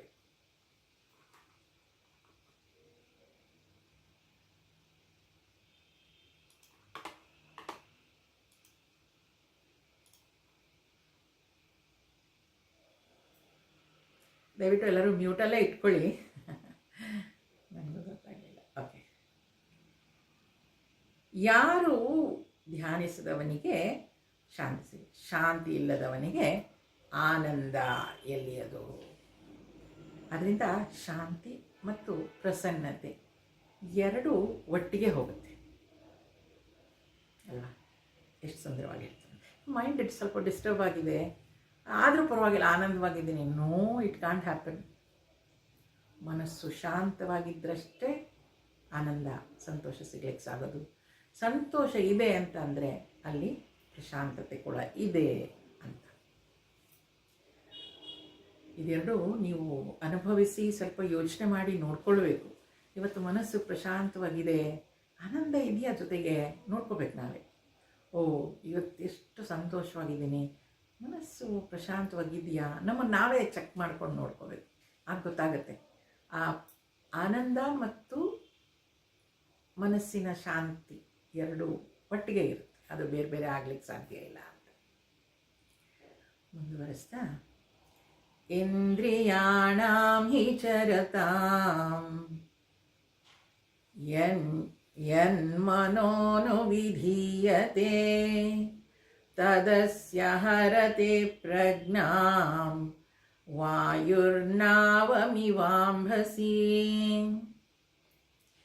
ಅಲೆದಾಡುವ ಇಂದ್ರಿಯಗಳ ಬೆನ್ನಟ್ಟಿ ಹೋಗುವ ಮನಸ್ಸು ನೀರಿನಲ್ಲಿರುವ ದೋಣಿಯನ್ನು ಬಿರುಗಾಳಿಯು ಹಾರಿಸಿಕೊಂಡು ಹೋಗುವಂತೆ ಪ್ರಜ್ಞೆಯನ್ನೇ ಹಾರಿಸಿಕೊಂಡು ಹೋಗುತ್ತದೆ. ಇಂದ್ರಿಯಗಳನ್ನು ನಮ್ಮ ಹತೋಟಿಯಲ್ಲಿ ಇಟ್ಕೊಳ್ಳದೆ ಇದ್ದರೆ ಏನಾಗುತ್ತೆ ಅಂತ ಹೇಳ್ತಿದ್ದಾನೆ. ಇಂದ್ರಿಯಗಳು ಅಲೆದಾಡೋದಕ್ಕೆ ಮಾಡಿದ್ದಾನೆ ಭಗವಂತ. ಕಣ್ಣು ಹೊರಗಡೆದೇ ನೋಡೋದು, ಕಿವಿ ಹೊರಗಡೆದೇ ಕೇಳೋದು, ಮನಸ್ಸು ಹೊರಗಿನ ವಿಚಾರಗಳಿಗೆ ಹೋಗೋದು. ಎಲ್ಲ ನೋಡಿ, ಓಪನ್ ಟು ದಿ ಏನು ಹೇಳ್ತಾರೆ, ವರ್ಲ್ಡ್ ಔಟ್ಸೈಡ್. ಯಾವುದು ಇನ್ನು ಒಳಗಡೆ ತಿರುಗಿಲ್ಲ, ಎಲ್ಲ ಹೊರಗಡೆನೇ ತಿರುಗಿರೋದು. ಅಲೆದಾಡುವ ಇಂದ್ರಿಯಗಳ ಬೆನ್ನಟ್ಟಿ ಹೋಗುವ ಮನಸ್ಸು ಕಣ್ಣು ಏನೇನೋ ನೋಡಬೇಕು ಅಂತ ಹೇಳುತ್ತೆ, ಕಿವಿ ಏನೇನೋ ಕೇಳಬೇಕು ಅಂತ ಅನಿಸುತ್ತೆ, ಮನಸ್ಸು ಏನೇನೋ ಮಾಡಬೇಕು ಅಂತ ಅಂದ್ಕೊಳ್ಳುತ್ತೆ. ಒಂದು ಕ್ಷಣ ಇದು ಮಾಡೋಣ ಅನಿಸುತ್ತೆ, ಮರುಕ್ಷಣದಲ್ಲಿ ಇನ್ನೊಂದು ಮಾಡೋಣ ಅನಿಸುತ್ತೆ. ಅದು ಸರಿಯಾಗಿ ಎಲ್ಲದಕ್ಕೂ ಆಪರ್ಚುನಿಟೀಸ್ ಇದೆ ನೋಡಿ. ಚಿಕ್ಕವರಿರುವಾಗೆಲ್ಲ ನಮ್ಗೆ ಹೇಳ್ತಾ ಇದ್ರು, ಏನು ಮಾಡಬೇಕು, ನನಗೆ ಇಂಜಿನಿಯರಿಂಗೂ ಆಗಬೇಕು ಅನಿಸುತ್ತೆ, ಮೆಡಿಕಲ್ಗೂ ಹೋಗಬೇಕು ಅನಿಸುತ್ತೆ, ಅಲ್ಲ ನಾನು ಸಂಗೀತಗಾರ ಆಗಬೇಕು ಅಂತಲೂ ಅನಿಸುತ್ತೆ, ನಾನು ಆ್ಯಕ್ಟಿಂಗಿಗೆ ಹೋಗ್ತೇನೆ ಎಲ್ಲ. ಆವಾಗ ಏನು ಮಾಡ್ತಾನೆ, ಎಲ್ಲನೂ ಸ್ವಲ್ಪ ಒಂದು ವರ್ಷ ಇಂಜಿನಿಯರಿಂಗು, 1 ವರ್ಷ ಮೆಡಿಕಲ್ಲು, ಆಮೇಲೆ ಒಂಚೂರು ಆ್ಯಕ್ಟಿಂಗ್ ಟ್ರೈ ಮಾಡೋದು, ಆಗಲಿಲ್ಲ. ಹೀಗೆ ಸಿಕ್ಕಿದ್ರದ್ದು ಹಿಂದೆ ಆ ಮನಸ್ಸಿಗೆ ಏನೇನು ಓಡಾಡುತ್ತೋ ಅದ್ರ ಬೆನ್ನಟ್ಟಿ ಹೋಗ್ಬಿಟ್ರೆ ಏನಾದರೂ ಅಲೆದಾಡುವ ಇಂದ್ರಿಯಗಳು ಅದನ್ನು ಬೆನ್ನಟ್ಟಿ ಹೋಗು ಮನಸ್ಸು ಏನು ಮಾಡುತ್ತೆ, ಹೇಗಿರುತ್ತದೋ, ನೀರಿನಲ್ಲಿರುವ ದೋಣಿಯನ್ನು ಬಿರುಗಾಳಿಯು ಹಾರಿಸಿಕೊಂಡು ಹೋಗುವಂತೆ. ನೀರಲ್ಲೊಂದು ದೋಣಿ ಹೋಗ್ತಾ ಇದ್ರೆ ಬಿರುಗಾಳಿ ಬಂದರೆ ಅದು ಎತ್ತತ್ಲಗೋ ಹೋಗುತ್ತೆ, ಅಲ್ಲಿ ಏನು ಕಂಟ್ರೋಲೇ ಇಲ್ಲ ಅದಕ್ಕೆ. ಪ್ರಜ್ಞೆಯನ್ನೇ ಹಾರಿಸ್ಕೊಂಡು ಹೋಗ್ಬಿಡುತ್ತೆ ಅದು. ಪ್ರಜ್ಞೆ ಹಾರಿಸ್ಕೊಂಡು ಹೋಗುತ್ತೆ ಅಂದರೆ ಅದು ನನ್ನ ಕಂಟ್ರೋಲಲ್ಲಿ ಇಲ್ಲವೇ ಇಲ್ಲ, ಎತ್ತೆತ್ಲ ಓಡ್ತಾ ಇದೆ ಅಷ್ಟೇ ಅದು. ಅದನ್ನು ನಾನು ಆ ಮನಸ್ಸನ್ನು, ಇಂದ್ರಿಯಗಳನ್ನ ಅಲ್ಲೆದಾಡದ ಹಾಗೆ ಇಟ್ಕೊಳ್ಬೇಕು ಅಂತ ಕೃಷ್ಣ ಹೇಳ್ತಾನೆ. ಹೇಗಿದನ್ನು ಇಟ್ಕೊಳ್ಳೋದು, ನಮಗೆ ಫೋಕಸ್ ಬೇಕು. ಈಗ ನೋಡಿ, ನಾವೆಲ್ಲ ಭಗವದ್ಗೀತೆ ನನ್ನ ವಿಚಾರದಲ್ಲಿ ನಾನು ಕೇಳೋದಾದರೆ, ಭಗವದ್ಗೀತೆ ನಾವು ಓದ್ತಾ ಇದ್ದೀವಿ, ಅಧ್ಯಯನ ಮಾಡ್ತಾ ಇದ್ದೀವಿ. ಆ ಮೊದಲಿಂದಲೂ ನಾವು ಚಿನ್ಮಯ ಮಿಷನ್ಗೆ ಹೋದವರು, ಗೊತ್ತೋ ಗೊತ್ತಿಲ್ಲದೇನೋ ಆ ಚಿನ್ಮಯ ಮಿಷನ್ಗೆ ಮೊದಲೇ ನಾವು ಗುರು ಶಾಪಿಂಗ್ ಅಂತ ಮಾಡಲೇ ಇಲ್ಲ, ನಾವಲ್ಲಿ ಹೋಗಿ ಇದ್ವಿ, ಅದರಲ್ಲೇ ಸಂಪೂರ್ಣವಾಗಿ. ಈಗ ನಾವು ಗೀತೆಯಲ್ಲಿ ಹೇಳ್ತೀವಿ, ಇದು ಮಾಡ್ತೀವಿ ಅಂತೆಲ್ಲ ಹೇಳಿದಾಗ ಬೇರೆಯವರು ನಮಗೆ ಪೋಸ್ಟಿಂಗ್ಸ್ ಕಳಿಸ್ತಾರೆ, ನೋಡಿ ಇವರು ಚೆನ್ನಾಗಿ ಗೀತೆಯನ್ನು ಮಾಡ್ತಾರೆ, ಇಸ್ಕಾನ್ನವ್ರದ್ದು ಚೆನ್ನಾಗಿದೆ, ಇನ್ಯಾರ್ದು ಇವ್ರದ್ದು ಚೆನ್ನಾಗಿದೆ, ಕೇಳಬೇಕು, ಬೇಡ ಅಂತ ಹೇಳಲ್ಲ.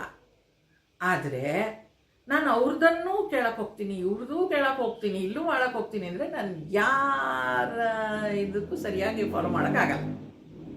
It is the truth. ಸಾಧನೆ ಆಗಬೇಕು, ನನ್ನಲ್ಲಿ ಒಂದು ನಿಷ್ಠೆ ಇರಬೇಕು, ನಾನು ಇದನ್ನೇ ಮಾಡ್ತೀನಿ ಅಂತ ಯಾವ ವಿಚಾರದಲ್ಲಾದ್ರೂ ತಗೊಳ್ಳಿ, ನಾನು ಇದು ಅಂತ ಹೇಳಲ್ಲ, ನಿಷ್ಠೆ ಇರಬೇಕು. ಆ ಮನಸ್ಸು ಅಲದಾಡ್ತಾ ಇದೆ ಅಂತ ಹೇಳಿ ಅದ್ರ ಬೆನ್ನಟ್ಟು ಹೋದರೆ ಏನಾಗುತ್ತೆ, ಅಷ್ಟೇ. ಇದು ನೀರಲ್ಲಿ ದೋಣಿ ಹೇಗೆ ಎತ್ತತ್ಲಾಗ ಹೋಗುತ್ತೋ ಹಾಗೆ ಹೋಗುತ್ತೆ ಅಷ್ಟೇ. ಅದು ಪ್ರಜ್ಞೆಯನ್ನು ಹಾರಿಸ್ಕೊಂಡು ಹೋಗ್ಬಿಡುತ್ತೆ. ಪ್ರಜ್ಞೆ ಹಾರಿಸ್ಕೊಂಡು ಹೋಗೋದು ಅಂದ್ರೇನು, ನನ್ನ ಕಂಟ್ರೋಲಲ್ಲೇ ಇಲ್ಲ, ಅದು ಮನಸ್ಸು ಹೇಳ್ದಂಗೆ ಕೇಳ್ತಾ ಇದ್ದೀನಿ ಅಷ್ಟೇ.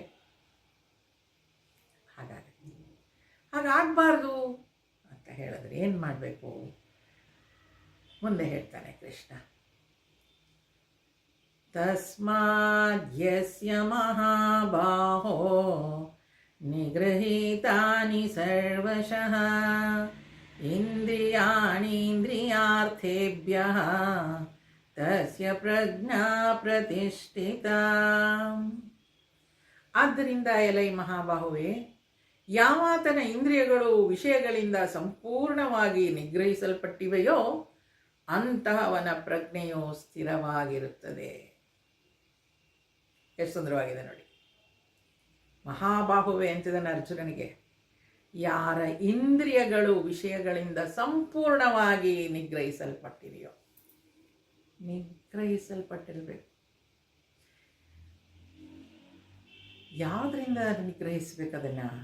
ವಿಷಯಗಳಿಂದ ಸಂಪೂರ್ಣವಾಗಿ ನಿಗ್ರಹಿಸಬೇಕು. ವಿಷಯಗಳು ಅಂದ್ರೇನು? ಪಂಚೇಂದ್ರಿಯಗಳು ಹೊರಗಡೆ ಏನೇನು ನೋಡುತ್ತೋ ಅದೇ ವಿಷಯಗಳು. ಆ ವಿಷಯಗಳಿಂದ ನಿಗ್ರಹಿಸಬೇಕು, ಕಂಟ್ರೋಲ್.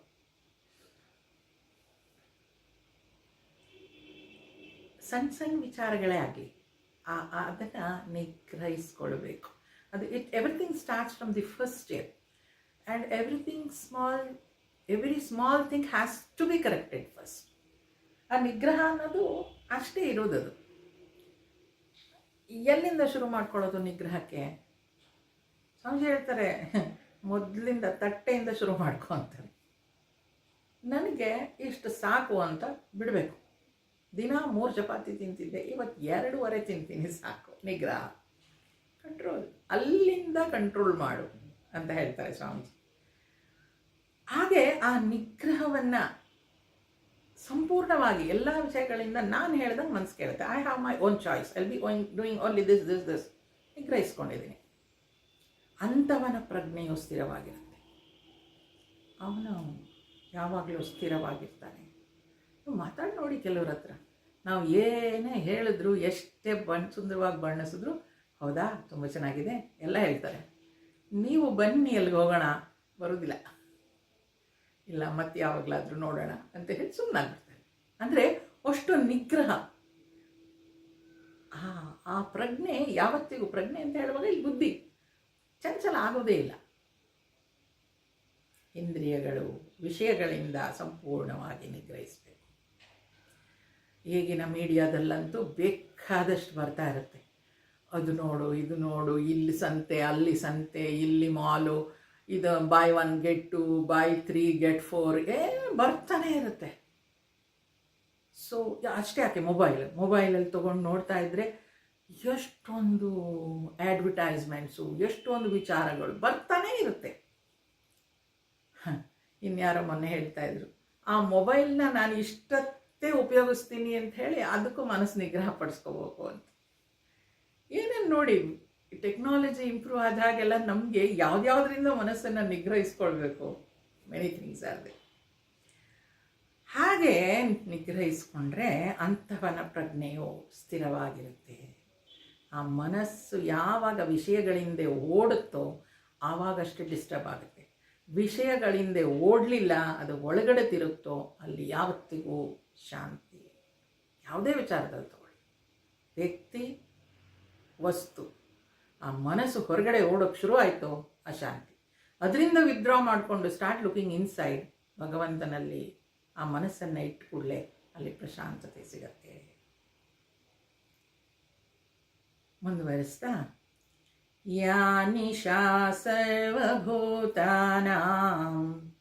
ತಸ್ಯಾಂ ಜಾಗರ್ತಿ ಸಂಯಮೇ ಯಸ್ಯಾಂ ಜಾಗೃತಿ ಭೂತಾನಿ ಸಾ ನಿಶಾ ಪಶ್ಯತೋ ಮುನೇಃ. ಎಲ್ಲ ಜೀವಿಗಳಿಗೂ ಯಾವುದು ರಾತ್ರಿಯೋ ಅದರಲ್ಲಿ ಸಂಯಮಿಯಾದವನು ಎಚ್ಚರದಿಂದಿರುತ್ತಾನೆ. ಎಲ್ಲಿ ಎಲ್ಲರೂ ಎಚ್ಚರದಿಂದಿರುವರೋ ತತ್ವವನ್ನರಿಯದ ಮುನಿಗೆ ಅದೇ ರಾತ್ರಿಯೋ. ಬಹಳ ಸುಂದರವಾದ ಶ್ಲೋಕ ಇದೆ ನೋಡಿ. ಎಲ್ಲ ಜೀವಿಗಳಿಗೂ ಯಾವುದು ರಾತ್ರಿಯೋ, ಯಾವುದು ರಾತ್ರಿ ಅಂತಂದರೆ ಈಗ ನಮಗೆಲ್ಲ ಯಾವುದು ವಿಷಯಗಳಲ್ಲಿ ಆಸಕ್ತಿ ಜಾಸ್ತಿ. ಆ ವಿಷಯಗಳಲ್ಲಿ ಆಸಕ್ತಿ ಜಾಸ್ತಿ ಇರೋದ್ರಿಂದ ಮನಸ್ಸು ಹೊರಗಡೆನೇ ಓಡ್ತಾ ಇರುತ್ತೆ.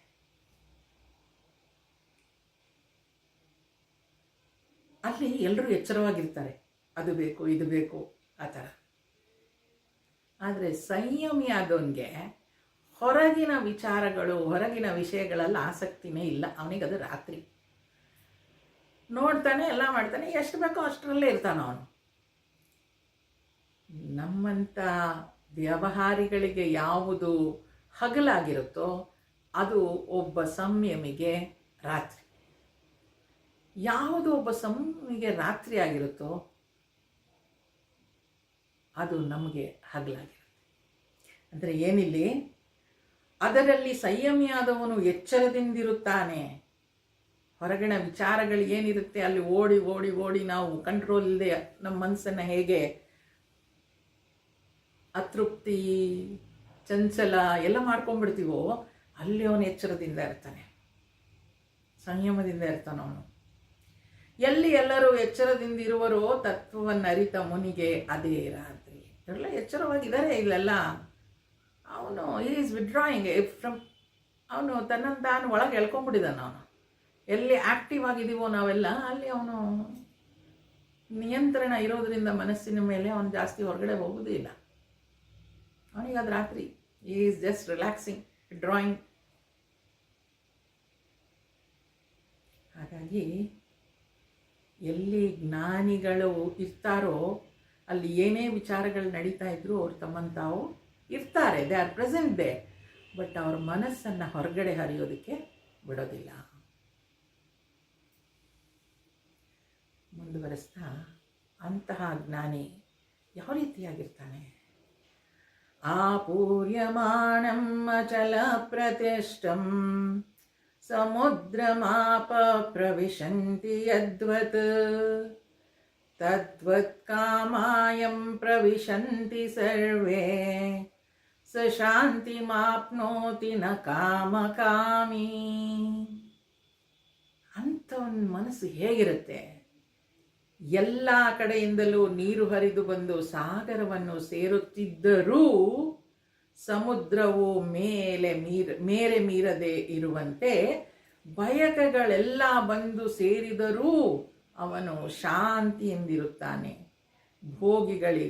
ಭೋಗಗಳಿಗಾಗಿ ಹಂಬಲಿಸುವವನಿಗೆ ಇದು ಸಿಗುವುದಿಲ್ಲ. ಅವನು ಹೇಗಿರ್ತಾನ? ಅವನು ಸಂಪೂರ್ಣ ತೃಪ್ತಿಯಿಂದ ಇದ್ದಾನೆ. ಅವನಿಗೆ ಈ ವಿಚಾರಗಳಲ್ಲಿ, ಈ ವಿಷಯಗಳಲ್ಲಿ ಆಸಕ್ತಿನೇ ಇಲ್ಲ. ಎಲ್ಲ ಕಡೆಯಿಂದ ಅದು ಹೇಗಿರುತ್ತೆ? ಎಲ್ಲ ಕಡೆಯಿಂದ ನೀರು ಬಂದು ಸಮುದ್ರಕ್ಕೆ ಸೇರಿದ್ರೆ ಸಮುದ್ರ ಏನದು ನೀರು ಜಾಸ್ತಿ ಆಯಿತು ಅಂತ ಮಾಡ್ಕೊಳ್ಳೋದಿಲ್ಲ. ಒಂದು ಸಣ್ಣ ಟ್ಯಾಂಕಲ್ಲಿ ನೀರು ಬಿಡ್ತಾ ಹೋದರೆ ಅದು ತುಂಬುತ್ತೆ, ಬಕೆಟ್ಟಿಗೆ ನೀರು ಬಿಡ್ತಾ ಹೋದರೆ ಅದು ತುಂಬುತ್ತೆ. ಸಾಗರಕ್ಕೆ ನೀರು ಸೇರಿದಾಗ ಅದೇನಿಲ್ಲ. ಹಾಗೆ ಈ ಜ್ಞಾನಿಯಾದವನಿಗೆ ಏನೇ ಈ ಪ್ರಪಂಚದ ಸುಖ ಸಂಪತ್ತು ಏನೇ ಕೊಟ್ಟರೂ ಕೂಡ ಅವನಿಗೆ ಆ ಭೋಗಗಳಿಗಾಗಲಿ ಅವನು ಹಂಬಲಿಸೋದೇ ಇಲ್ಲ. ಯಾಕೆ? ಅವನು ಹಿ ಈಸ್ ಆಲ್ರೆಡಿ ಹ್ಯಾಪಿ, ತೃಪ್ತಿ ಹೊಂದ್ಬಿಟ್ಟಿದ್ದಾನೆ. ತೃಪ್ತಿ ಹೊಂದೋದು ಅಂದ್ರೆ ಏನು? ಈಗ ನಾವು ಬೇರೆ ವಸ್ತುಗಳನ್ನು ಮತ್ತೆ ತಗೋತೀವಿ. ಯಾಕೆ ಹೇಳಿ? ಅವಶ್ಯಕತೆ ಬೇರೆ, ಆಸೆ ಬೇರೆ.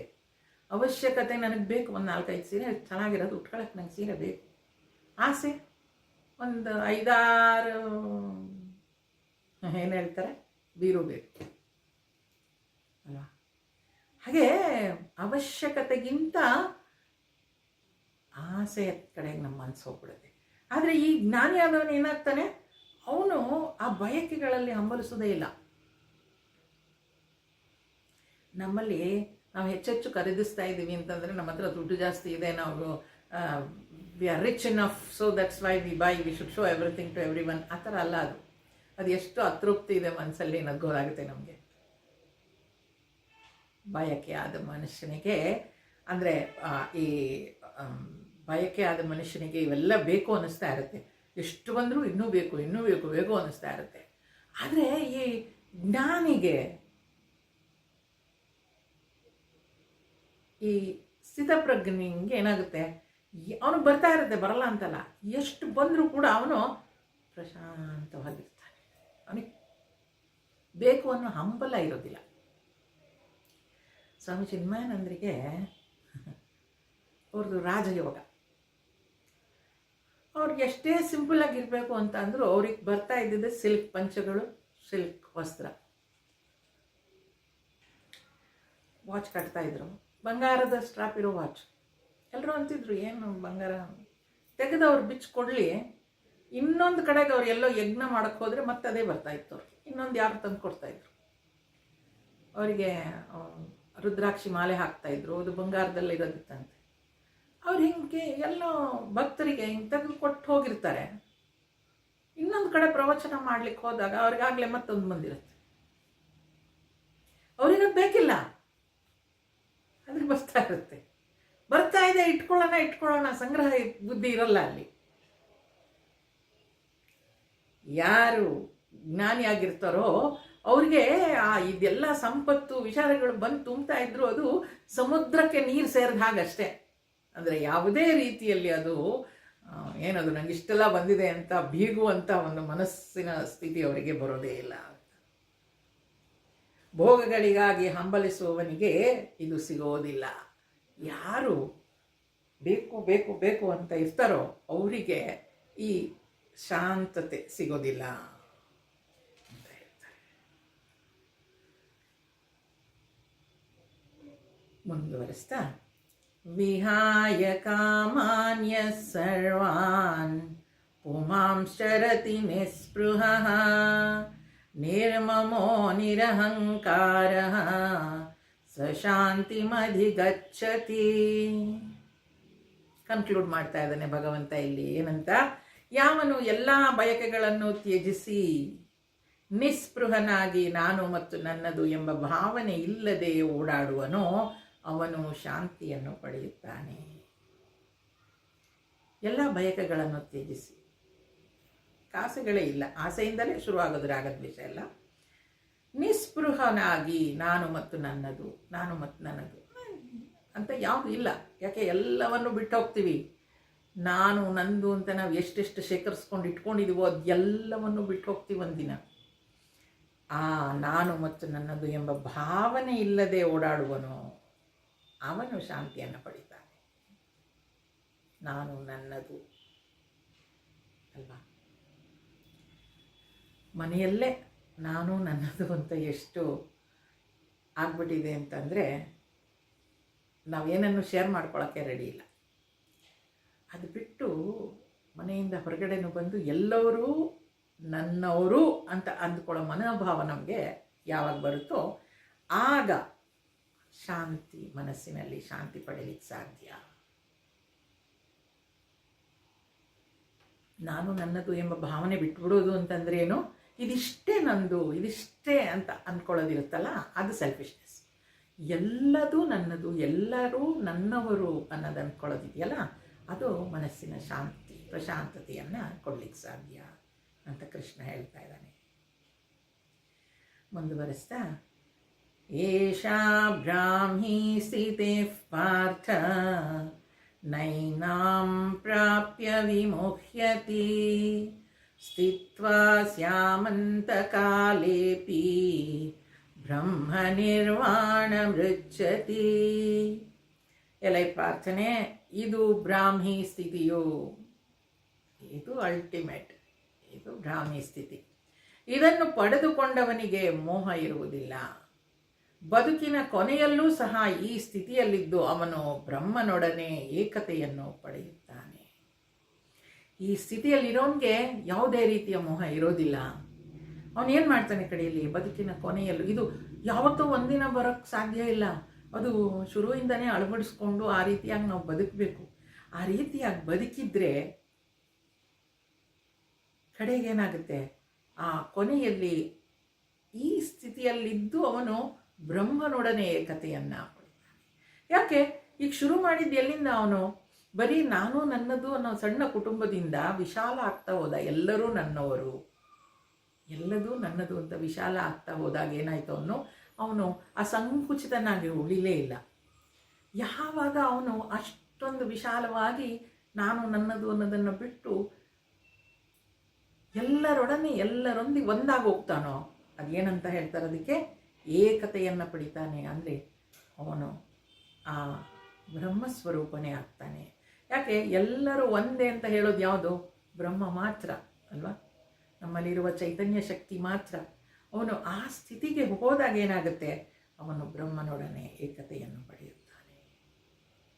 ಎಲ್ಲರೂ ನನ್ನವರು, ಎಲ್ಲವೂ ನನ್ನದು, ಆ ರೀತಿಯಾಗಿ ನಾವು ಭಾವಿಸಬೇಕು.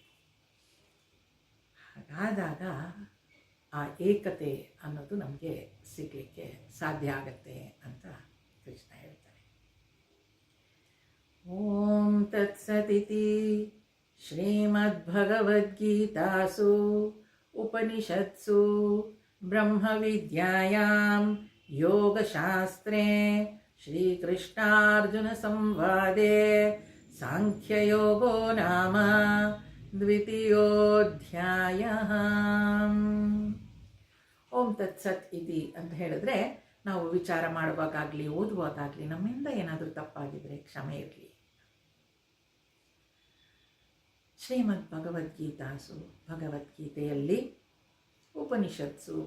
ಉಪನಿಷತ್ತುಗಳಲ್ಲಿ ಹೇಳಿರುವಂತಹ ಮೊದಲು ಉಪನಿಷತ್ತು ಬಂತು, ಆಮೇಲೆ ಗೀತೆ ಬಂತು. ಉಪನಿಷತ್ತುಗಳಲ್ಲಿ ಇರುವಂತಹ ಬ್ರಹ್ಮವಿದ್ಯೆ ಮತ್ತು ಯೋಗಶಾಸ್ತ್ರ ಅಂದರೆ ದಿನನಿತ್ಯವೂ ನಾನು ಯಾವುದನ್ನು ಅಳವಡಿಸ್ಕೊಳ್ಬೋದು, ಅದು ಯೋಗಶಾಸ್ತ್ರ ಇರುವಂತಹ ಈ ಭಗವದ್ಗೀತೆ ಶ್ರೀಕೃಷ್ಣ ಮತ್ತು ಅರ್ಜುನರ ಸಂವಾದದ ರೂಪದಲ್ಲಿ ಇದೆ. ಸಂವಾದದ ರೂಪದಲ್ಲಿರುವಂತಹ ಸಾಂಖ್ಯಯೋಗೋ ನಾಮ, ಸಾಂಖ್ಯಯೋಗ ಅನ್ನೋ ಹೆಸರಿನ ದ್ವಿತೀಯ ಅಧ್ಯಾಯ, 2ನೇ ಅಧ್ಯಾಯ ಸಂಪೂರ್ಣ ಆಗುತ್ತೆ. ತಕ್ಕಮಟ್ಟಿಗೆ ವಿಚಾರ ಮಾಡಿದ್ದೀವಿ. ಮತ್ತಷ್ಟು ಕೇಳಿದ ಹಾಗೆ ಅದು ಮತ್ತಷ್ಟು ಆಳಕ್ಕೆ ಇಳಿತಾ ಹೋಗ್ತೀವಿ. ಹೇಗೆ ನಾವು ಮೆಟ್ಲತ್ತುವಾಗ 4 ಮೆಟ್ಲತ್ತಿದ್ರೆ ಮುಂದಿನ 4 ಮೆಟ್ಲು ನಮಗೆ ಕಾಣಿಸುತ್ತೋ ಹಾಗೆ ಸಾಧನೆಯಲ್ಲಿ ಮುಂದುವರಿತಾ ಮುಂದುವರಿತಾ ನಮಗೆ ಹೊಸ ಹೊಸ ವಿಚಾರಗಳು ಅಂದರೆ ಇನ್ನೂ ಆಳಕ್ಕೆ ಇಳಿಲಿಕ್ಕೆ ನಮಗೆ ಅವಕಾಶ ಮಾಡಿಕೊಡುತ್ತೆ. ತಕ್ಕ ಮಟ್ಟಿಗೆ ಈ ಅಧ್ಯಾಯವನ್ನು ವಿಚಾರ ಮಾಡಿದ್ದೀವಿ. ಸಾಕಷ್ಟು ಸ್ವಾಮೀಜಿಯವರ ಮಾತುಗಳನ್ನು ಕೇಳಿ ಕೆಲವು ಕಡೆ ಮತ್ತೆ ಮತ್ತೆ ಅದನ್ನು ಓದಿ ನನಗೆ ಎಷ್ಟು ಅರ್ಥ ಆಯಿತೋ ಅಷ್ಟನ್ನು ತಮ್ಮೊಡನೆ ಹಂಚ್ಕೊಂಡಿದ್ದೀನಿ. ಈ ಸುಂದರವಾದ ಅವಕಾಶ ಮಾಡಿಕೊಟ್ಟ ತಮ್ಮೆಲ್ಲರಿಗೂ ಧನ್ಯವಾದಗಳು. ಮುಂದಿನ ಅಧ್ಯಾಯ ಒಂದು ಸಣ್ಣ ಗ್ಯಾಪ್ ಕೊಟ್ಟು ಮಾಡೋಣ ಅಂತ. ಯಾಕಂದರೆ ಈಗ ಫೆಬ್ರವರಿ 22ಕ್ಕೆ ನಮ್ಮ ಸ್ಟಡಿ ಗ್ರೂಪ್ ಮೀಟ್ ಇರುತ್ತೆ. ಆ ಸ್ಟಡಿ ಗ್ರೂಪ್ ಮೀಟ್ ಅಂತ ಅಂದರೆ ಈ ರೀತಿಯಾಗಿ ಕ್ಲಾಸಸ್ ಎಲ್ಲೆಲ್ಲಿ ನಡೆಯುತ್ತೋ ಅವೆಲ್ಲ ಒಂದು ಕಡೆ ಸೇರ್ತೀವಿ. ಸ್ವಾಮೀಜಿಯವರು ಇರ್ತಾರೆ, ಅವರ ಮಾರ್ಗದರ್ಶನದಲ್ಲಿ ಇದೆಲ್ಲ ಕ್ಲಾಸ್ಗಳು ನಡೀತಾ ಇರೋದು. ಪೂಜ್ಯ ಸ್ವಾಮಿ ಬ್ರಹ್ಮಾನಂದರು ಇರ್ತಾರೆ ಚಿನ್ಮಯ ಮಿಷನಲ್ಲಿ. ಅವರು ನಮಗೆ ಪ್ರತಿ 6 ತಿಂಗಳಿಗೆ ಒಂದು ಸಲ ಒಂದು ಟೆಕ್ಸ್ಟ್ ಕೊಡ್ತಾರೆ, 6 ತಿಂಗಳ ವರ್ಷ. ಅದನ್ನು ನೀವು ಅಧ್ಯಯನ ಮಾಡ್ಕೊಂಡು ಬನ್ನಿ, ಅದ್ರ ಬಗ್ಗೆ ವಿಚಾರ ಮಾಡೋಣ ಅಂತ. ಇಲ್ಲದಿದ್ದರೆ ಮನಸ್ಸು ಎಲ್ಲೆಲ್ಲ ಹೋಗ್ಬಿಡುತ್ತಲ್ಲ. ಅದಕ್ಕೆ ಈಗ ನಮ್ಗೆ ಅವ್ರು ಕೊಟ್ಟಿರೋದು ಉಪದೇಶ ಸಾರ, ರಮಣ ಮಹರ್ಷಿಗಳ ಉಪದೇಶ ಸಾರ ಅಧ್ಯಯನ ಮಾಡಿ ಅಂತ. ಅವರು ಹೇಳಿದ ಮೇಲೆ, ಗುರುಗಳು ಹೇಳಿದ ಮೇಲೆ ಅದನ್ನು ಪಾಲಿಸೋದು ನಮ್ಮ ಧರ್ಮ. ಹಾಗಾಗಿ ಮುಂದಿನ 4-5 ವಾರ ಉಪದೇಶ ಸಾರ ತಗೊಳ್ತೀನಿ. 30 ಶ್ಲೋಕಗಳಿದೆ. ಅದು ನಿಮ್ಮ ಭಕ್ತಿ ಸುಧಾದಲ್ಲೇ ಇದೆ. ನಾನು ಆ ಶ್ಲೋಕವನ್ನು ಹೇಳಿಕೊಟ್ಟು ಅದರ ಅರ್ಥವನ್ನು ನಿಮಗೆ ಹೇಳ್ತೀನಿ. ಅದಾದ ನಂತರ ಫೆಬ್ರವರಿ 22ಕ್ಕೆ ಅಲ್ಲಿ ಎಲ್ಲರೂ ಓದ್ಕೊಂಡು ಬಂದಿರ್ತಾರೆ. ಹಾಗಾಗಿ ನಾವು ಅಲ್ಲಿ ಹೋದಾಗ ಬೇರೆಯವರು ಯಾವ ಥರ ವಿಚಾರ ಮಾಡಿದ್ದಾರೆ ಅದನ್ನೆಲ್ಲ ಕೇಳಿದಾಗ ನಮಗೆ ಮತ್ತಷ್ಟು ಆಳವಾಗಿ ಅರ್ಥ ಮಾಡ್ಕೊಳ್ಳೋದಕ್ಕೆ ಸಾಧ್ಯ ಆಗುತ್ತೆ. ಹಿಂದೆ ಒಂದು ಸಲ ಹೋಗಿದ್ವಿ ನಾವು, ಅದೇ ರೀತಿ ಈ ಸಲನೂ ಇರುತ್ತೆ. ಆದ್ದರಿಂದ ಅದಕ್ಕೆ ತಯಾರಿ ಮಾಡ್ಕೊಳ್ಳೋಣ. ಇದು ಗುರುಗಳ ಆದೇಶ. ನೋಡಿ, ಸಮಯಕ್ಕೆ ಅವರು ನಮಗೇನು ಆದೇಶ ಕೊಡ್ತಾರೆ ಅದನ್ನು ಪಾಲಿಸಿದರೆ ನಮಗೇನು ಸಿಗಬೇಕೋ ಅವ್ರು ಸಿಗುತ್ತೆ ಅಂತ. ಅಯ್ಯೋ ಅವ್ರು ಹೇಳ್ತಾರೆ ನಾವು ಗೀತೆ ಓದ್ತಾ ಇದ್ದೀವಿ ಹೆಂಗೆ, ಆ ಥರ ಅಲ್ಲ. ನಮ್ಗೆ ಅದರದ್ದು ಏನೋ ಜ್ಞಾನ ಅದರಿಂದ ಸಿಗಬೇಕಾಗಿರುತ್ತೆ, ಅದಕ್ಕೆ ಅದನ್ನು ನಮಗೆ ಮಾಡಿ ಅಂತ ಹೇಳಿರ್ತಾರೆ. ಅದರಿಂದ ಮುಂದಿನ ಕ್ಲಾಸಲ್ಲಿ ನಾನು ಉಪದೇಶ ಸಾರವನ್ನು ತಗೊಳ್ತೀನಿ. ಅದಕ್ಕಾಗಿ ನೀವು ಪುಸ್ತಕ ಪರ್ಚೇಸ್ ಮಾಡಬೇಕು ಅಂತೇನಿಲ್ಲ, ಭಕ್ತಿ ಸುಧಾದಲ್ಲೇ ಇದೆ, ಅಷ್ಟು ತಿಳ್ಕೊಂಡ್ರೆ ಸಾಕು. ಬೇಕಾದಂಗೆ ಸ್ವಲ್ಪ ನೋಟ್ಸ್ ಮಾಡ್ಕೊಳ್ಳಿ. ಅಲ್ಲಿಗೆ ನಿಲ್ಲಿಸಿರ್ತೇನೆ ಇವತ್ತು. ಹಸತೋ ಮಾ ಸದ್ಗಮಯ ತಮಸೋ ಮಾ ಜ್ಯೋತಿರ್ಗಮಯ ಮೃತ್ಯೋರ್ಮಾ ಅಮೃತಂಗಮಯ. ಓಂ ಶಾಂತಿ ಶಾಂತಿ ಶಾಂತಿ. ಹರಿ ಓಂ. ಶ್ರೀ ಗುರುಭ್ಯೋ ನಮಃ. ಹರಿ ಓಂ.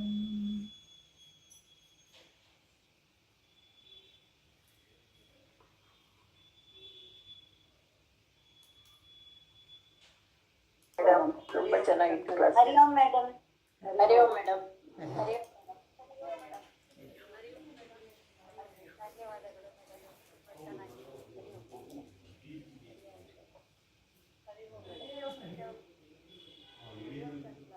ಹರಿ ಓಂ.